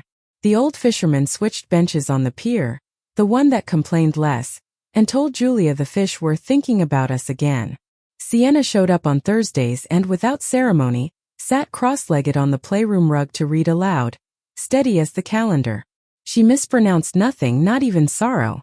Then, a letter arrived printed on paper that had been taught to carry shame without smudging. The return address belonged to a private clinic uptown, where men went to have their certainty measured without witnesses. The salutation was careful. Mr. Anders, it began, and then it apologized. It used words that have made women weep and men kneel. Counts. Low. Unlikely. Then and now. The last paragraph recommended compassion and second opinions, the way certain professionals recommend life vests on dry land. It wasn't Julia's letter to open. It wasn't even hers to know. But turning points have a way of escaping their envelopes. Daniel read his alone or among mirrors or in traffic at a red light. No one saw. But the city saw him stop talking mid-sentence. The waiter saw him leave a bill half-paid and a glass untouched. Clarissa saw him look at her and realize at last that apologies can be oxygen masks. They must be fastened before a marriage suffocates. He drove to the harbor where businessmen go to pretend thinking is different from counting. He stood with his back to the water and imagined time rewinding like movie tape threaded by a patient child. He pictured Julia at the small table with the chipped plate, the years she ate disappointment until it learned her recipes, the nights he practiced cruelty as if it were a virtue spelled clarity. He considered calling. He did not. He walked until the ocean suggested sitting. He sat. Turning is not redemption. Turning is the midway miracle. The exact pivot where the old sentence ends and the next one has not yet decided which verb it deserves. At the center, a postcard arrived addressed not to anyone but to the room. It came from a bridge in a small town 3 states over. On the front, people cross carrying each other's grocery bags while tying shoes or answering phones. On the back, a handwriting that had learned patience. Saw this and thought of your hallway. Mina pinned it where rules usually hang. Rules made room. Julia discovered a new habit of the house. At dawn, the hallway filled with a light that had never bothered before, a thin silver quiet that reached into the kitchen and pulled the kettle's shine into focus. In that hour, she wrote. Not to an audience but to the day. The pages filled with specifics that refused to be generic. Theo's laugh shaped like a comma, the way he made sentences from joy and then rested them on the table. Maya's neat emergency kits composed of tape, twine, and small bravery. The hydrangeas blue when it rained, different from their blue when it didn't, because truth comes in shades you must learn by returning. The center announced a Saturday fix-what-you-can day. People arrived carrying tools and casseroles, which are the 2 sacraments of community. Elias, in a t-shirt that had met better collars, lifted with the quiet efficiency of men who refused to narrate their usefulness. Daniel arrived late, carrying nothing but his face, which had misplaced its choreography. He paused at the threshold where hot glue guns and gossip both worked. He did not enter. He did not leave. He hovered with the fragile power of a person trying to learn new etiquette for rooms that do not need him. Mina got to him first because Mina is not merely a coordinator. She is a border guard against performative remorse. She handed him a broom. Push everything toward the middle, she said. We'll decide what to keep when we see it. He swept. He learned that pens are immortal and paper clips reproduce. He learned that glue sticks dry with the certainty of laws you cannot repeal and that children's drawings never actually leave. They linger under tables and behind cabinets, waiting for rediscovery. He learned above all that usefulness, like guilt, is a muscle. It learns by doing. He did not speak to Julia that day. She did not avoid him. She simply left him in the care of function. He stayed until dusk forgot itself and had to be reminded by the streetlights. Turning as a chorus, every voice must join. The principal called Julia into his office, where the plant was finally thriving. He offered her the job of department lead in a voice that sounded like someone had finally allowed him to be fair. You're doing it already, he said. I'd like to pay you for it. She said yes, not because titles matter more than classrooms but because she had stopped refusing doors that opened in the correct spirit. The librarian pressed a key into Julia's hand that unlocked a small room no one used. I thought you could put the breathe here shelf in there and maybe a table, she said. Perhaps a place where someone can write a better ending. Julia accepted and brought a lamp that had been in her attic, learning humility. The room warmed. At night the cottage learned new songs. Maya practiced a melody at the kitchen table by tapping pencils on paperback spines. Theo hummed the bass line of his shipbook in the next room. Julia added harmony by stirring soup. The house responded by not creaking at the wrong times. Sometimes silence is a choir. Turning asked for a ceremony. Not the kind with a judge and a gavel that one had already taught everyone how to be alive in a legal room. A smaller one. The choosing of a name. In the backyard, beneath hydrangeas that had finally decided excess was not sin, Julia laid out 3 index cards and a pen. There is no hurry, she told the children. We can keep what we have. We can borrow mine. We can invent. Names are bridges we cross when ready. They didn't choose that night. They asked questions instead. Can we keep the middle names? Can names be hyphenated and still fit on certificates? What if we change again later because we change? Can we test drive? Julia answered like a woman who had waited years and had finally abandoned impatience. Yes, yes, yes, yes. 2 days later they asked for envelopes. They wrote privately. They placed them under the shipbook to incubate. The next morning Julia opened the first, Maya hail. The second, Theo hail. The shipbook saluted. Ranges clapped as plants clap, by letting bees land without asking for references. She called the clerk's office and endured their most polite version of bureaucracy. She filled forms in triplicate, smiled at the woman whose stapler had committed to excellence, and left with papers that would take their time catching up to reality. On the way home, she bought cinnamon rolls from the bakery, which overfilled the bag in the civic tradition, and the 3 of them ate proof of identity in the car. The turning brought small bravery to other rooms. Sienna, returning a book to the Breathe Here room, placed her palm on the table the way people touch altars unprepared for religion. I wrote an apology to someone I should have apologized to before I knew you, she told Julia later, in a voice that had practiced its courage for weeks. I mailed it. Julia nodded as if awarding a medal in a competition the world refuses to televise. Clarissa sent an invitation, not to a party, but to a quiet coffee at a small cafe whose chairs were better at listening than at holding posture. She arrived unadorned, as if jewelry were a commentary she could no longer afford. She asked for the children's favorite books, not because she wished to purchase them, but because she wanted to read what had built them. I cannot fix the story that precedes me, she said, but I can refuse to add any bad chapters. Julia believed her, not because of the sentence but because of the pauses around it. Turning is also logistics. Elias signed documents with the city that placed the community center's lease on a timeline long enough for children to grow out of first names and into better ones. He arranged, quietly, for a line item in the budget labeled spontaneous kindness, money that could be spent without meeting-length explanations. Mina cried so quickly she made no sound. He handed her a handkerchief older than her patience and jokingly requested it back in 30 years. He drove Julia and the children to the courthouse that final time to drop off the last papers for the names. Is it odd to be chauffeured for bureaucracy? He asked. It's odd to be respected by it, she said. Let's not frighten the city by calling it that. On the way home they stopped at the pier. The old fisherman pronounced the ocean adequate, a compliment only he could make sound like a benediction. He gifted Maya a small compass he had kept in a drawer for years waiting for the child whose eyebrows could read weather. He handed Theo a coil of light rope and said, for tying down anything that forgets where it belongs. Theo understood immediately and tied his own shoe to the bench for practice. The bench forgave the knot. News of ordinary holiness spreads. A woman from a church Julia had never attended came to the center and asked if they needed 20 blankets or 23. 23, Mina said without thinking, and the woman returned with exactly that number, 2 of them purple because a child had once said that purple warms better. The grocery store started slipping free fruit into backpacks with the smoothness of a dignity operation. The violinist learned the first bars of a cartoon theme song and played it under the awning when the children passed, as if culture itself had been convinced to attend. Daniel stood outside the center twice more, then stopped appearing there altogether. Instead, he wrote a letter in his own lazily perfect hand. It was honest enough to be short. I am sorry. I used a word to punish you for my fear. I know now the word belonged to me. If you allow, I will give what I can to the center without signature. If you do not allow, I will find somewhere else to practice being different. Clarissa has taught me to begin where I am, not where I want credit for standing. He did not mention the clinic. He did not attempt righteousness. He asked for no reply. Julia sent a note anyway. Be better where you are. The children will benefit from a world with more of that.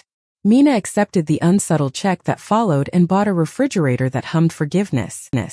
The school year turned its last page. Julia stood on the auditorium stage with other teachers whose eyes contained more years than their faces admitted. She listened to names called badly by a vice principal who tried and did not punish himself for failing at the music of them.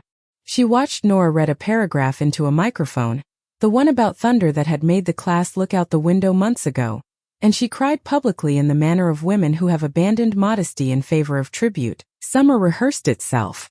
The children rendered the calendar unrecognizable by replacing boxes with adventures, tide pools, library quests, the mysterious festival where the entire town eats corn in unison, a night on the porch under a bedsheet tent while rain wrote monologues on the roof. Elias taught them the art of the well-told short story, which is to say the art of leaving people wanting more kindness. Mina taught them the recipe for lemonade that makes even grief drink slowly. The librarian taught them how to hide in plain sight with a book. The turning found its thesis in a moment no camera bothered with. Julia, kneeling to tie Theo's left shoe, noticed Maya sorting shells by color into 3 piles one afternoon on the beach. What are the piles? Julia asked, not to interrupt, but to be invited. Sky, water, sand, Maya said confidently. That one looks like sky and water both, Julia observed. Maya nodded. Some shells refused to choose. Julia looked at her daughter and thought some families too. That night, as the house negotiated sleep, Julia stepped onto the porch. The hydrangeas carried moonlight the way certain women carry decades, gracefully, without apology.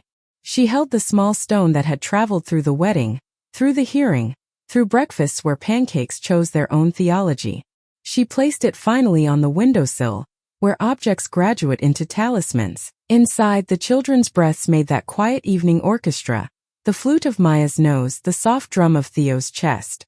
She thought of the drawer where the clinic letter had been repurposed into basil. She thought of Elias, and his mother's sentence, about mercy and inheritance. She thought of Daniel and how turning points are only true when followed by steps. She thought of Clarissa and learned, anew, how humility can turn a stranger into a neighbor. The season had turned. Not a hinge slammed, but a field changing color because the sun asked it nicely. The house, obedient to the weather of the heart, responded. It held more names now. It held more shoes. It held a future set on the table with water and napkins and a poem, and everyone washed their hands because meaning, when it is finally ready to be eaten, deserves clean fingers. And in the quiet that followed, one of those honest quiets that accepts cicadas as choir and ocean as deacon, Julia realized the sentence she had been living all this time had finally found its period. Not an ending. A completion that makes room for the next line to begin without trembling. The turning was not loud. It simply faced the right direction and kept walking. Evening light spilled across the cottage like an apology the sun owed to the sea. It was that fragile hour when colors argue softly over ownership, blue reluctant to leave, gold reluctant to arrive, and shadows rehearsing humility on the walls. Julia stood in the kitchen, the kettle murmuring a low confession, and realized that the house was breathing slower. Not quieter, just fuller like lungs after forgiveness. This was what reflection looked like. No speeches, no mirrors, just an ordinary Tuesday that had finally remembered her name. The storm that had shadowed her years, the labels, the clinics, the silent nights counting the ceiling cracks while hope wore thin had passed. It hadn't left wreckage this time, only evidence of endurance, basil growing where pain had once been planted, children's laughter replacing the hush of absence, and a woman who no longer flinched at her own reflection in glass. Outside, the hydrangeas held themselves open to the dusk. Inside, the scent of cinnamon clung to the air. Mina's doing, of course. She dropped by uninvited, left the oven warm, and disappeared with the stealth of a saint who didn't want thanks. Mina always said, when you survive something long enough, feed the next moment before it gets ideas. Julia smiled. The woman who once measured worth by a man's tone now measured time by laughter. And that, she realized, was its own religion. The children were upstairs, Maya humming a tune from the library recital, Theo pretending to be asleep while whispering heroic negotiations to the stuffed lion who had become his confidant.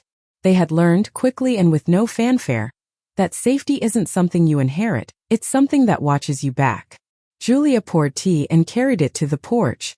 Elias was already there, his frame leaning against the rail as if built into the architecture. He had a way of belonging that didn't intrude. Some people enter a room with volume. Elias entered with gravity. You're early, she said. I didn't want to miss the lights rehearsal, he replied, eyes on the horizon. It's been practicing forgiveness all day. She handed him a cup. Steam braided between them like a truce. For a long while neither spoke. The ocean below whispered the same secret it had been whispering since the beginning of everything, that constancy doesn't need permission to be beautiful. I was thinking about names, Julia said finally. How they follow us like loyal dogs, even after we've stopped calling them. He tilted his head. You mean the ones that wounded or the ones that healed? Both, she said. But mostly the ones I never asked for. He nodded, knowing. Some names scar invisibly. Barren, not enough, used to be. Others bloom without permission. Mother, teacher, safe place. Life has a way of editing without asking for drafts. Do you ever miss the before? He asked softly. Julia's eyes flicked toward the sea. Sometimes. But only the parts that didn't know better yet. Ignorance has its own warmth.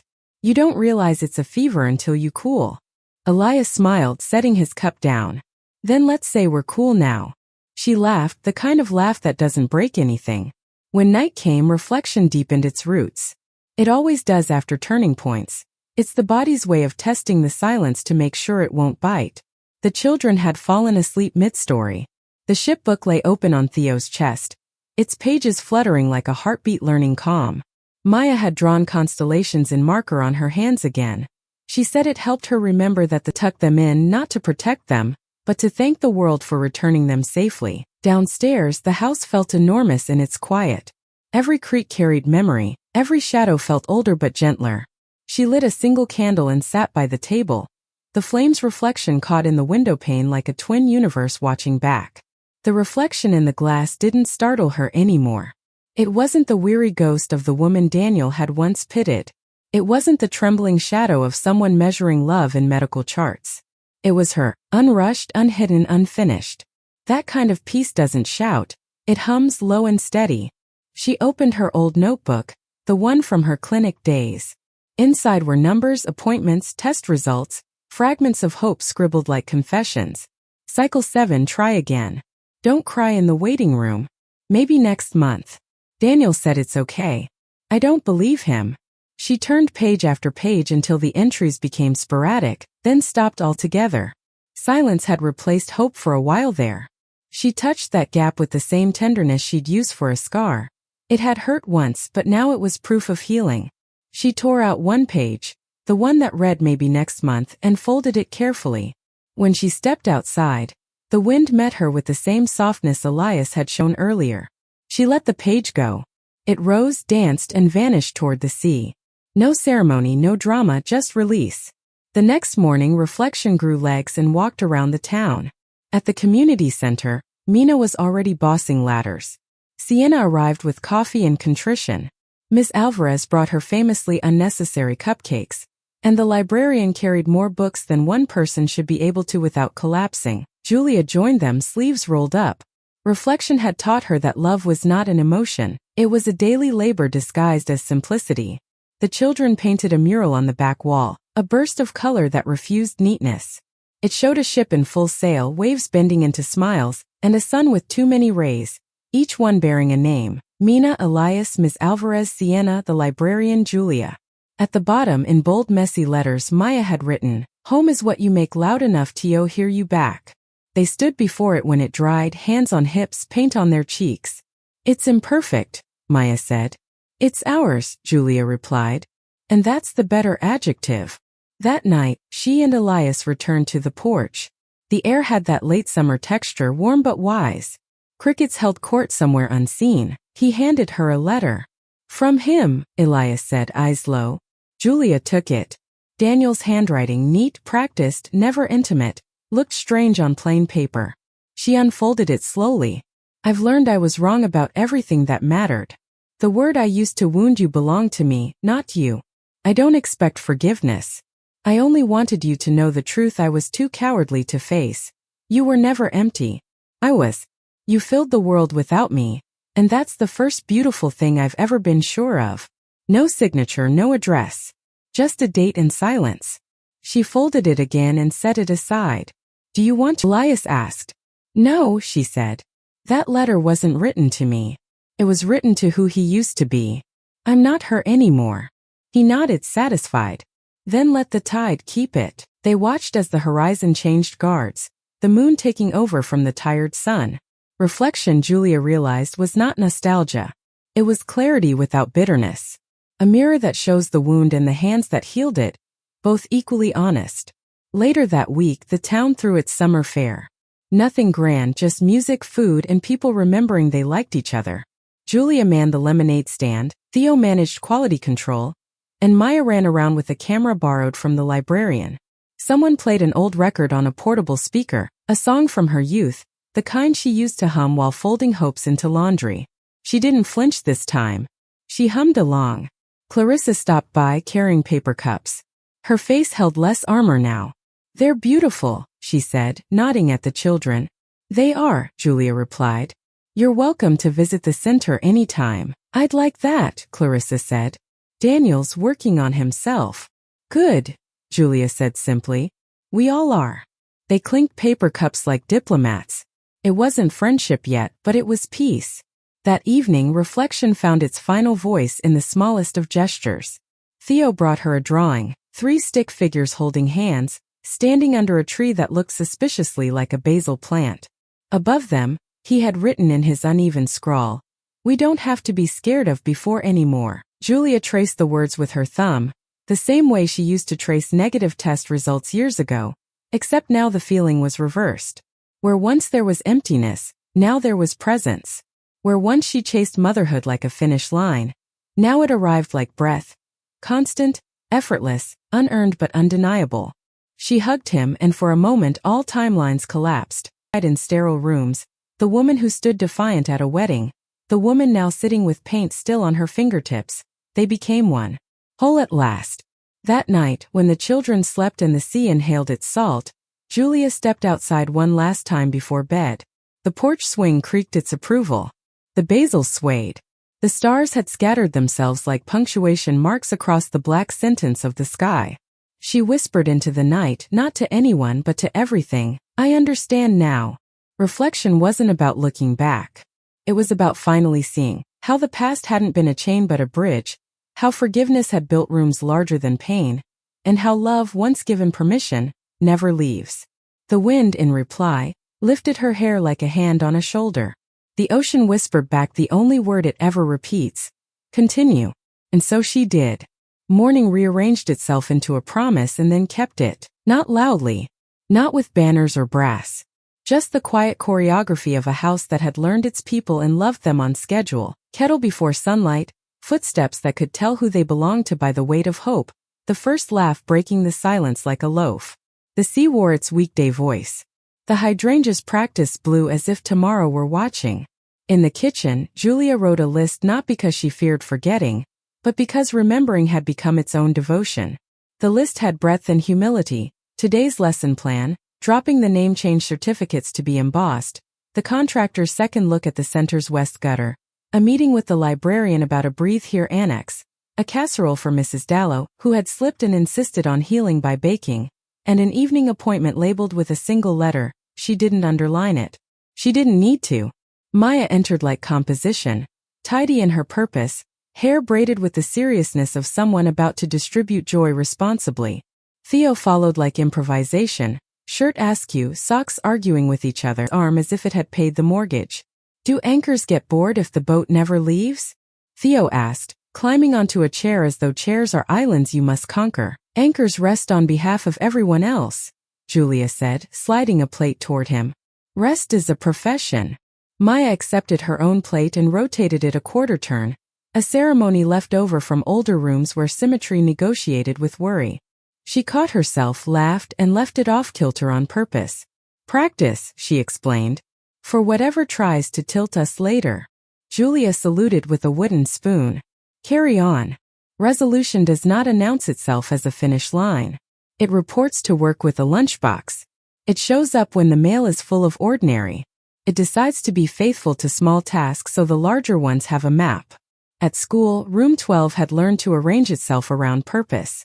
The word hail on the door wore its newness well. Students filtered in bearing mornings. Someone needed a pencil like a lifeline. Someone needed a place to be wrong without losing face. Someone needed to be seen with the precision that prevents a day from unraveling. Julia wrote fractions as friends on the board and let the chalk find its own rhythm. By the third problem, Malik's eyebrows had forgiven the numbers for their suspicious behavior.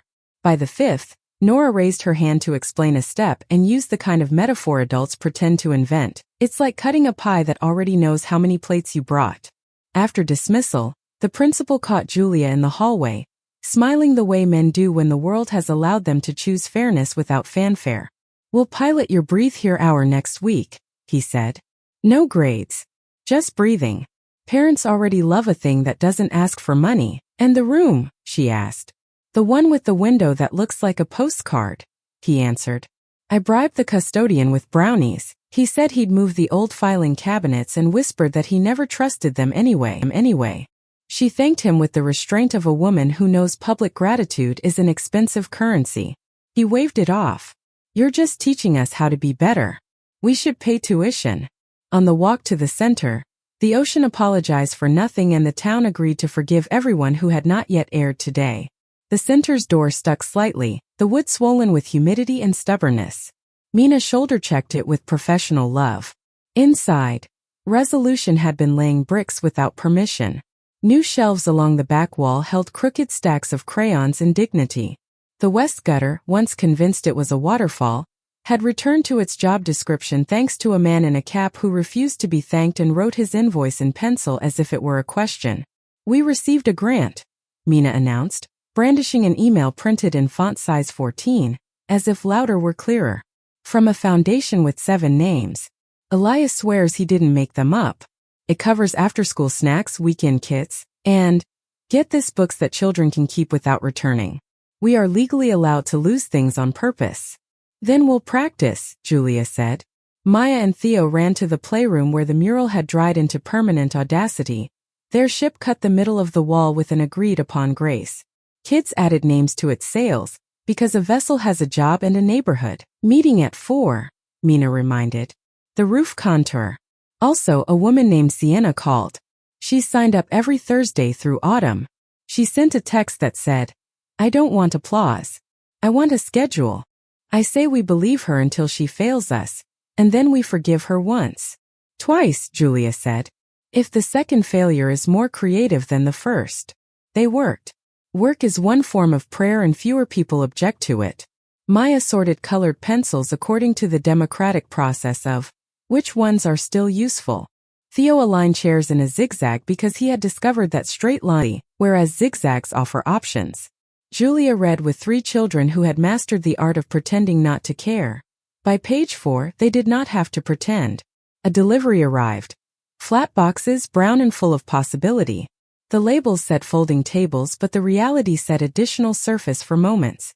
Elias signed for them with his left hand. The right, he claimed, was in negotiations with a stubborn jar at home. He made no speech. He knelt, cut the tape, unfolded legs that had been waiting, and listened to the rooms breathe in acknowledgement. Mina whispered to Julia while they worked. "He's the kind of man who doesn't think stinting on screws is a personality trait." "It's a relief," Julia whispered back.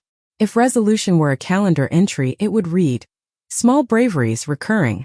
Later, alone in the corridor by the bulletin board, Julia found an envelope with her name complicatedly written by someone rehearsing their cursive. Inside, a piece of paper covered in blue crayon loops, and beneath, the letters arranged like a banner apologizing for being new to the world. "Thank you for not returning US." There were 2 smiley faces, one wore a cape, the other held hands. She slid the note under the plastic rectangle where announcements go, so it could convince other words to behave. When she turned, Clarissa stood in the doorway, tentative, carrying a stack of blank journals as if they could break hearts if dropped. "Is this still a good time?" Clarissa asked. "It's exactly the time we have," Julia said. "So yes." They walked the rooms together while children negotiated with glue and the day. Clarissa moved carefully, as if the floor might resent her, then relaxed when it didn't. She watched Theo explain the rules of a game without claiming ownership. She helped Maya find the tape nobody ever agreed to store in the same place twice. She did not perform virtue. She wore it like a sweater.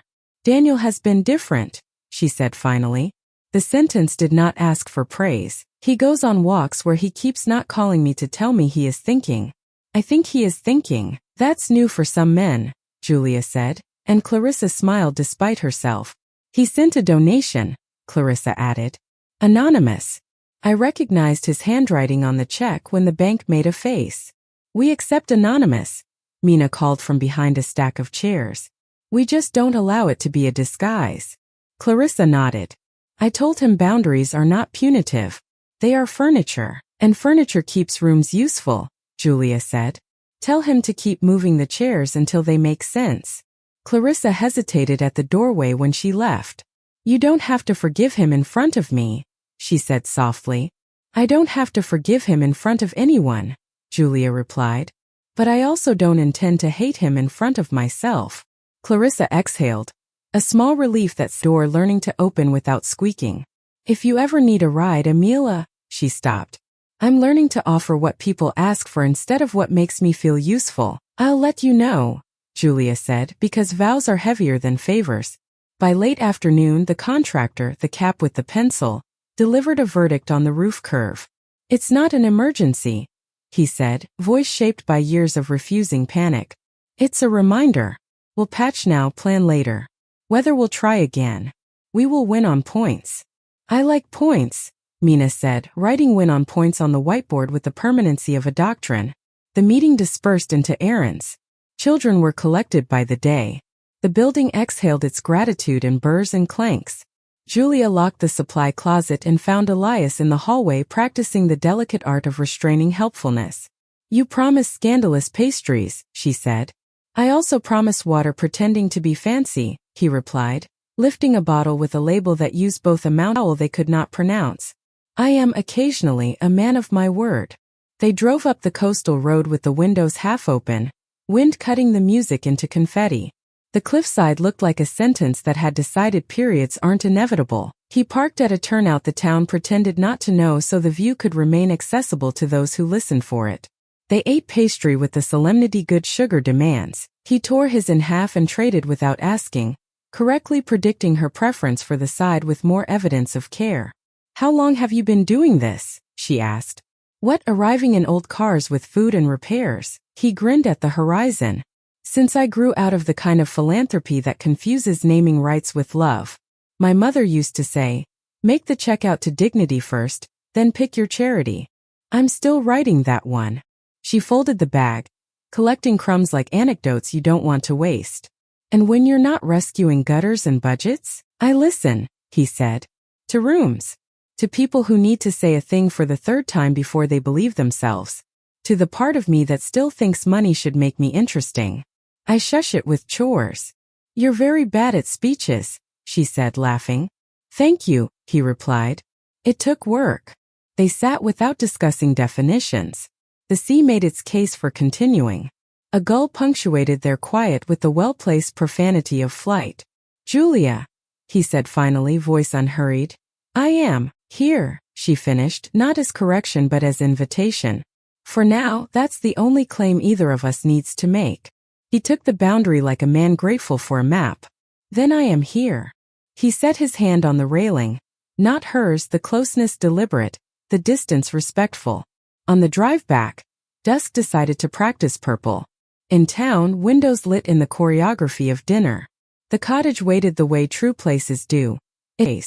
Resolution advanced on other fronts, the kind that requires shoe leather and pens that work the first time. The registry embossed the children's certificates. The clerk with the glittering earrings passed them across the counter with the ceremony of knighthood.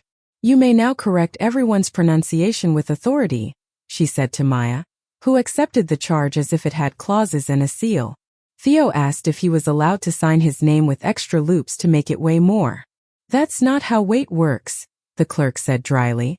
But yes, the library unveiled the annex, a corner room made of light and permission. Above the door, the librarian had hung a hand-lettered sign that ignored its own modesty, the kept room. Inside, the shelf labels were verbs instead of subjects. Stay, return, begin, continue. Children do not read signs, they obey rooms. They obeyed this one immediately. Sienna, true to her schedule, arrived with a stack of hardcovers and a resolve that made no noise. I'll take the mid-afternoon hour, she told the librarian. The one where people are most likely to go home and decide not to come back. I'll greet them before they can practice leaving. She did voices for every character, villains with ridiculous vowels, heroes with unexpected lisp, and left before anyone could convert her consistency into gossip. Mina rolled out the spontaneous kindness fund with a drawer and a rule. You could take cash if you needed it without confession. You could leave cash if you could without spectacle. The drawer learned quickly, refilling at the velocity of witness. People brought what they had, coins, cake time. Julia watched as shame forgot how to spell itself in that room. Then a test. Resolution requests exams to prove it hasn't skipped chapters. A boy named Huck, 10 eyes like unanswered letters, arrived at the center with a case note that read like a scolding. He loved maps and silence and the part of the skate park where nobody looked. He did not love sitting. He stuffed his fists into his hoodie as if pockets could hold disaster. Julia recognized the posture. She sat near him, not beside, and unfolded a map. I need to get from here to the pier, she said, placing a dot near the library. But the main road is closed for a parade of people who misunderstand volume. What's my route? He glanced once. Back streets. Past the bakery. Between the hardware store and the place that used to be a florist. Don't touch the fence there, it's mean. Mean fences are a socio-economic problem, Mina shouted from across the room. Huck smiled despite himself. Proof that people can hear truth even when they pretend otherwise. He returned the next day and the next, creating routines by accident. He ate quietly. He tightened a screw on a wobbling table and did not advertise it. He asked for a compass that wasn't plastic and didn't steal when offered one. He began using fewer pockets. When he missed a day, Julia felt the lack like a skip step in a staircase. She found him at the skate park tracing routes with chalk, rather than risking the ramp. She sat on cement beside him with the grace of knees that had given birth to other obligations. Some days the ramp is too tall, she said. He nodded, chalk dust haloing his hands. Some days gravity is rude. We can be rude back, she said. Politely. They drew maps until gravity relented. He came back. Resolution celebrated not with cupcakes, but with the purchase of 3 more compasses that did not lie. At home, the children invented rituals without permission, and the house agreed to host them. Wednesday became practice dinner. Everyone cooked something they did not know how to cook while the kitchen pretended to be patient. Fridays were tide checks. They went to the pier, asked the water if it intended mischief, then bought blackberries regardless of its answer. Sunday mornings Julia wrote names on napkins. Not theirs. The town's, people who carried them, people they carried in return. They placed the napkins in a jar labeled Keep. A letter arrived from a woman in a neighboring county whose sister had heard of the center from a man on a bench. I don't have money, it read, but I have Tuesday mornings. Can your hallway use them? Mina made a new slot in the sign-up sheet titled Hallway Keeper and swore she'd always wanted one as if the idea had been hers all along. Daniel wrote no more letters. He appeared once on the far side of the market, buying basil with the care of someone hoping plants no intention. He lifted a hand. Julia lifted a hand. Clarissa spoke to Maya at the center without treating her like a bridge to an apology. Theo taught Daniel how to tie a bowline because kindness lends instructions to anyone who stays long enough and asks correctly. Resolution had also been teaching Julia a different literacy, the delicate grammar of yes and no. She said yes to book clubs that did not demand irony. She said no to events that had renamed pity as philanthropy. She said maybe to a small invitation in Elias's voice, a gallery opening on Thursday for a local painter who believed in color like it paid rent. It's not a date, he said, mischief reliable. It's an endurance test for canapes. She wore a dress that remembered how to accept compliments without auditioning for trophies. At the gallery, walls performed silence, paintings performed weather. Elias didn't introduce her to anyone as anything. He let her find the room without narrating it. When the painter wandered over, hands stained with proof, Elias moved aside as if doors had taught him manners. On the way home, they walked the long block because long blocks confess more about a town than short ones. He did not take her hand. Between them passed a current not of restraint but of timing. Resolution had no interest in rushing what could last. The center announced a date for the names day, not a party, a reckoning. The banner letters in 12 different hands read, "Welcome home again." People arrived carrying the kinds of gifts that do not require wrapping, their own names on paper for the children to keep. When you need to remember who we are to you, recipes annotated with more garlic than seems reasonable. A list of phone numbers under the heading call at any hour, we won't pick up if we can't help. The librarian commissioned a stamp, property of nobody. Loved by everyone. She stamped the bottom of the certificates where bureaucracy had left room for a better signature. Mina made a speech against her will. She kept it short because walls prefer brevity. We once thought a center was a building, she said. We learned it is a verb. Today we learn again. Witnessing is a job. You are all hired. Children ran. Adults did not pretend to be wise. Elias tuned the temperamental coffee urn with a hex key. He kept in his pocket, because he does not trust appliances to behave unsupervised. Sienna wiped tables as if wiping tables paid in clarity. The fisherman told Theo a joke about a crab who refused to walk sideways, and the world forgave him for the punchline. At the edge of the room Daniel stood, not entering the center of gravity, not fleeing either. He was simply present, a man who had finally discovered the difference between being central and being useful. Julia approached because the room had already done the work of rendering that walk as mercy rather than performance. "Congratulations," he said, not sure which noun he meant and wise enough not to guess. "Thank you," she answered. "I'm learning," he said. "It's late." "It's not early," she said. "Late is still in the room." He nodded, not for absolution but for orientation. Clarissa joined him and did something generous in public. She positioned herself half a step behind him to indicate solidarity without guard. "Hi," she said to Maya. "You look like you can outstare the ocean." "I can," Maya said. "But we're friends now." Theo presented the rope. "For practicing knots that don't come undone by accident," he said. Daniel accepted it as if accepting something from a 10-year-old required paperwork. "I will practice," he promised. "Practice is the only promise," Julia said. They stepped apart. Boundaries placed themselves like furniture that loves the room more than status. Evenings fell into a rhythm so honest it risked being overlooked. Julia refused to overlook it. She inventoried the ordinary as if it paid dividends. 3 bowls in the sink, a sock surrendered under the couch, the porch swing installing itself deeper into the wood, the hydrangeas learning moonlight as a second language. She wrote small notes to tomorrow and left them on the table without coercion. "Remember to exhale in the hallway. Bring extra pens for people who need to sign their own names. Do not say yes to pity disguised as opportunities. Buy limes because lemons will think they are indispensable." On a Thursday, when the painter's gallery had been taken down and replaced by a man who believed squares could save the world, Elias knocked without making the door feel obligated. They sat with tea that had cooled itself into honesty. He asked permission to tell a story and received it. "When I was 15, he said, "my father forgot a birthday. My mother remembered and asked him to apologize without explaining himself.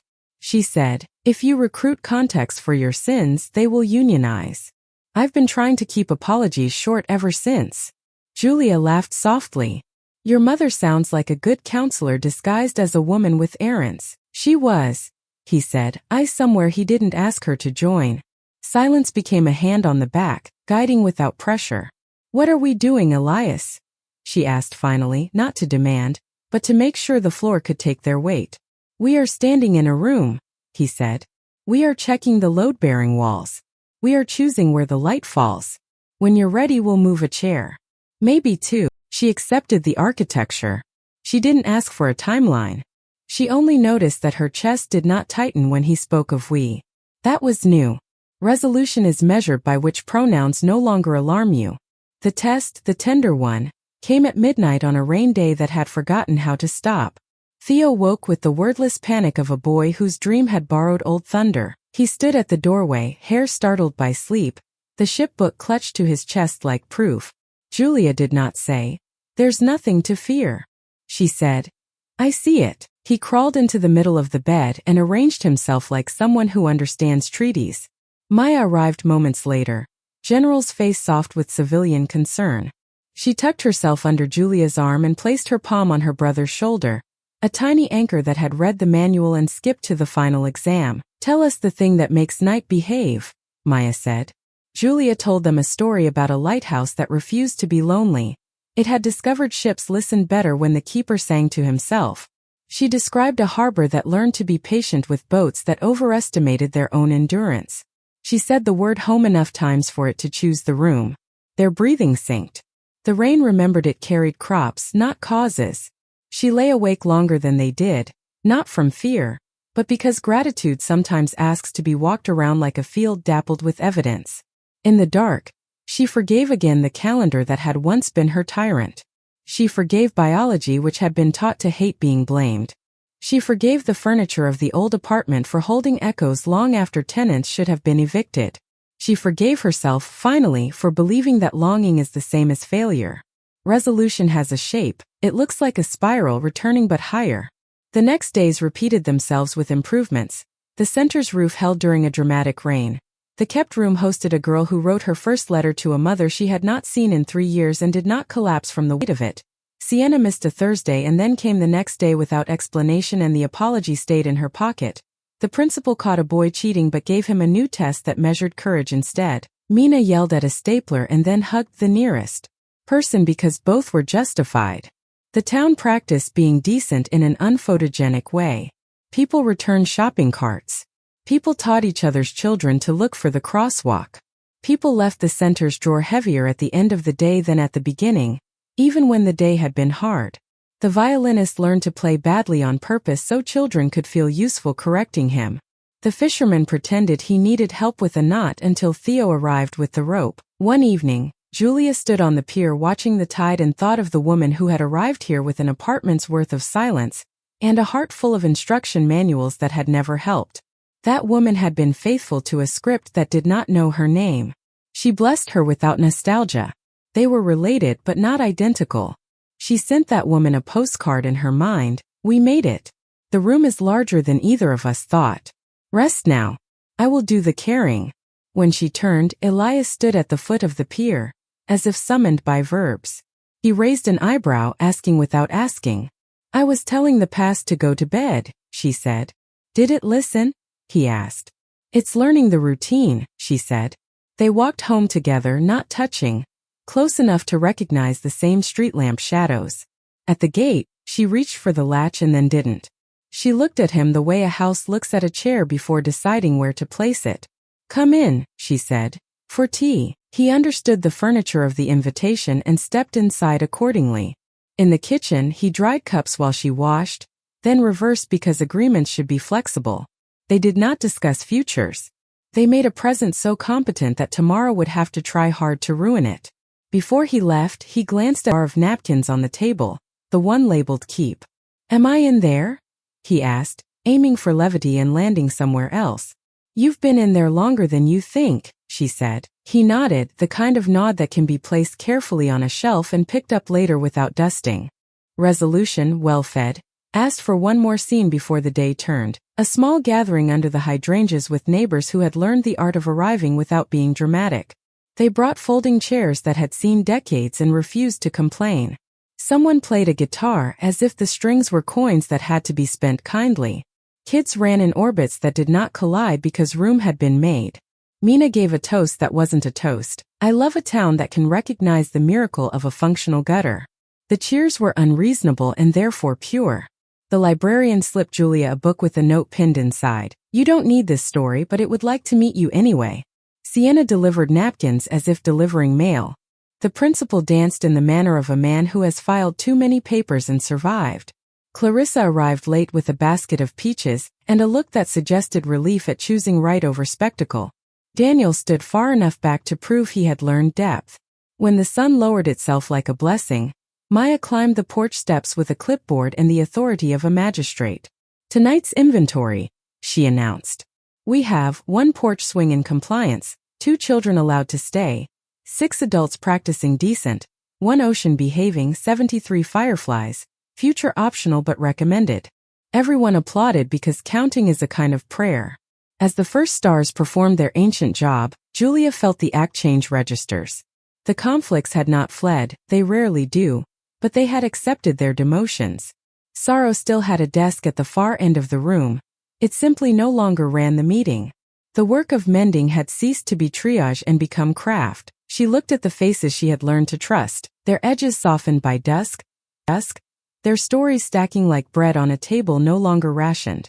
She found Elias's eyes and held them for exactly the length that dignity dictates and desire respects. She found Clarissa's and returned to her a nod that contained both boundaries and blessing. She found Daniel's and gave him nothing that could be mistaken, only a piece he would have to handle without instructions. Inside, the house waited for bedtime. The ship book lay on the arm of the couch, a sailor who had earned shore leave. The kept room downtown held the day's last breath gently, as if it knew hope tires. The center's drawer closed with a contented click. The jar of napkins on the kitchen table filled itself when she wasn't looking. When she finally stepped into the quiet and turned out the light, Julia understood what the act had asked of her. Not to triumph but to continue, to choose the same good again and again until even the walls could predict it, to hold the already mended and the newly torn with equal respect, to stand in the doorway of a house that had once learned to be empty and teach it, patiently, how to host abundance without apologizing for the noise. Resolution had begun. It would not end.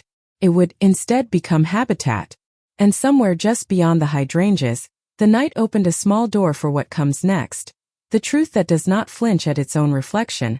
The redemption that does not need a witness to be true. There comes a day, always one day, when the air itself seems to hold its breath. The tide doesn't crash, it listens. Even the birds adjust their flight, as though waiting for someone to remember something sacred. For Julia, that day began with a letter she didn't expect and ended with a silence she had been earning for years. It was Saturday, soft light over the cottage, the sound of toast surrendering to butter, and the children arguing about whether miracles expire if not used in time.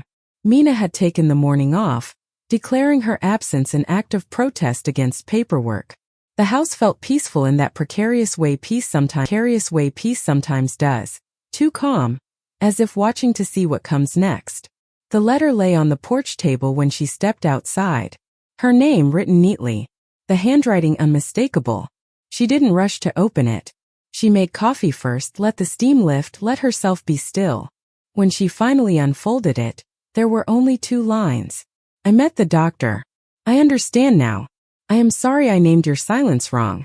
D. No flourish. No plea. Just a sentence carved out of the stone he used to throw. She sat back and stared at the words until they blurred. There was no triumph, no thrill. Only an odd tenderness for what might have been if truth had arrived sooner. She didn't want revenge anymore. She wanted rest for both of them. Maybe that, she realized, was forgiveness. Not the letting go of what was done, but the letting down of what still stood guard.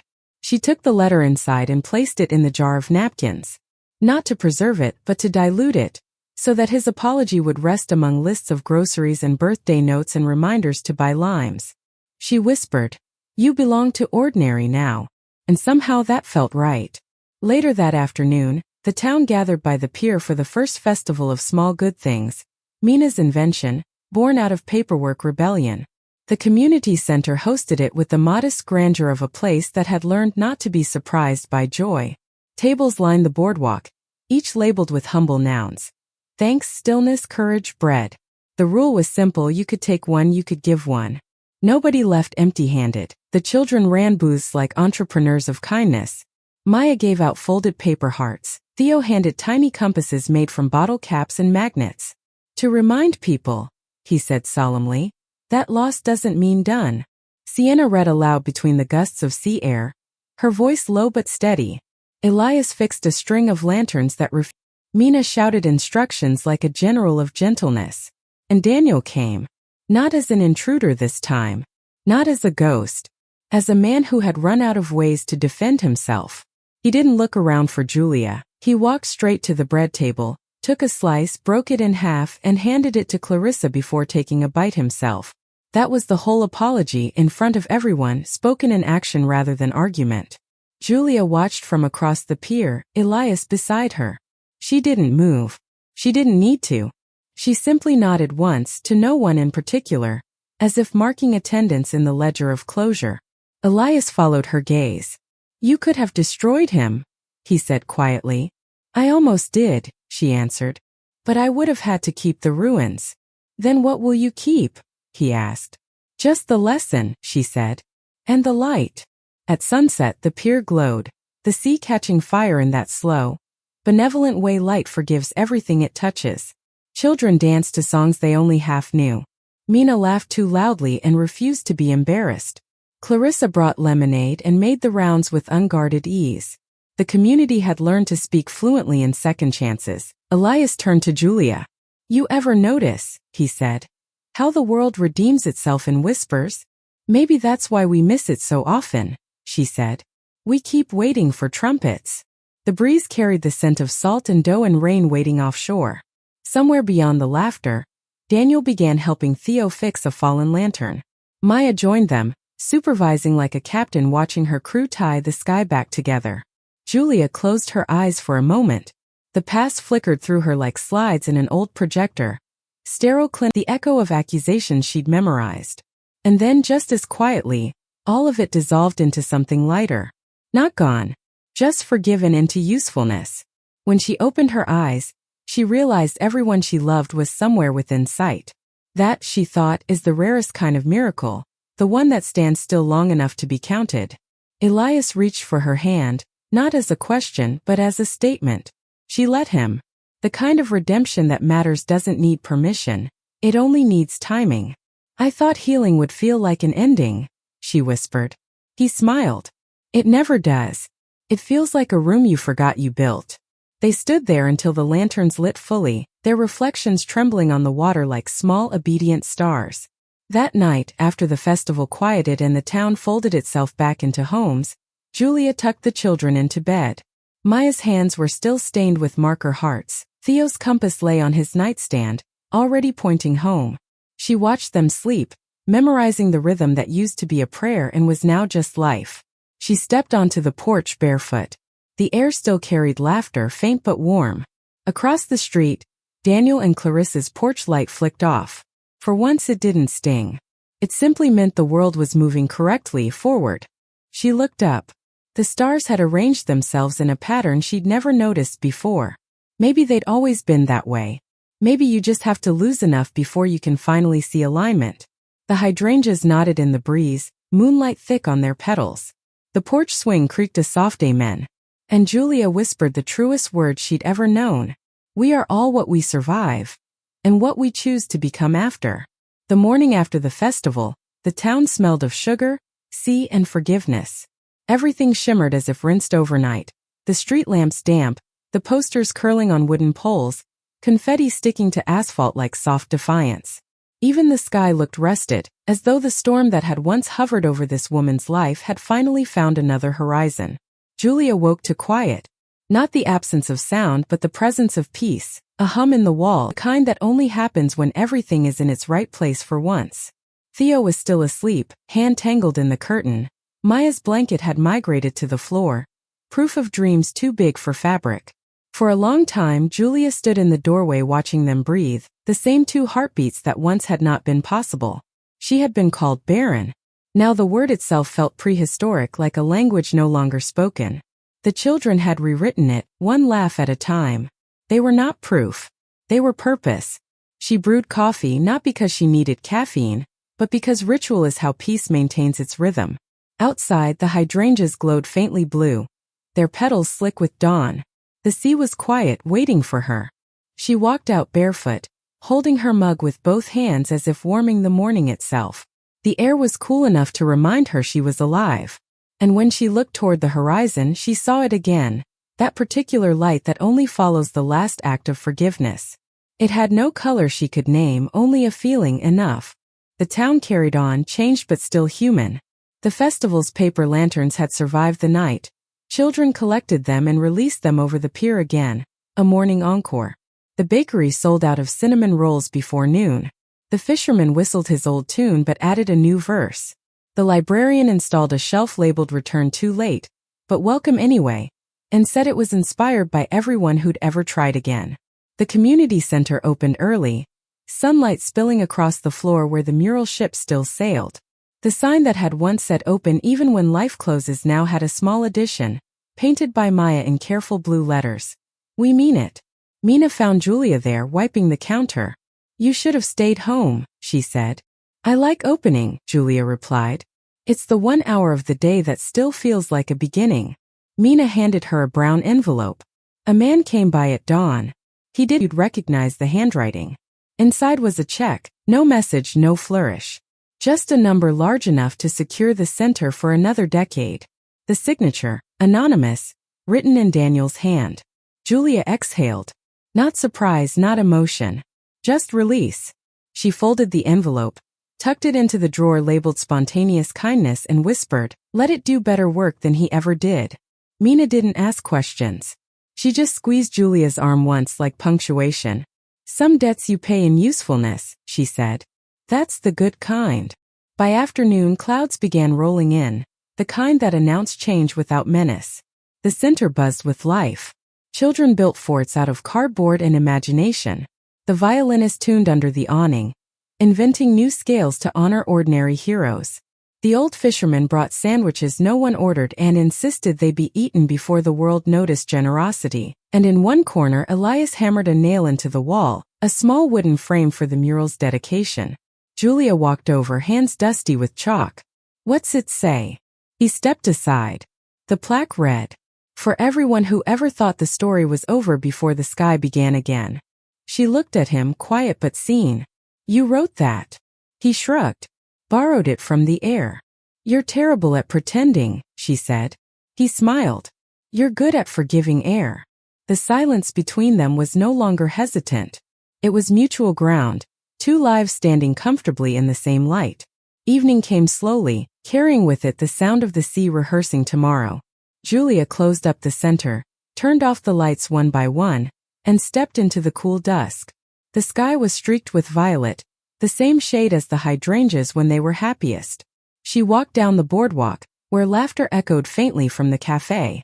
At the far end of the pier, the world looked both endless and small, breathed the kind of breath that doesn't need purpose. She had spent so many years fighting for air. Now she could finally just inhale. Elias joined her, wordless. They stood in companionable quiet until he spoke. Do you ever think about what it took to get here?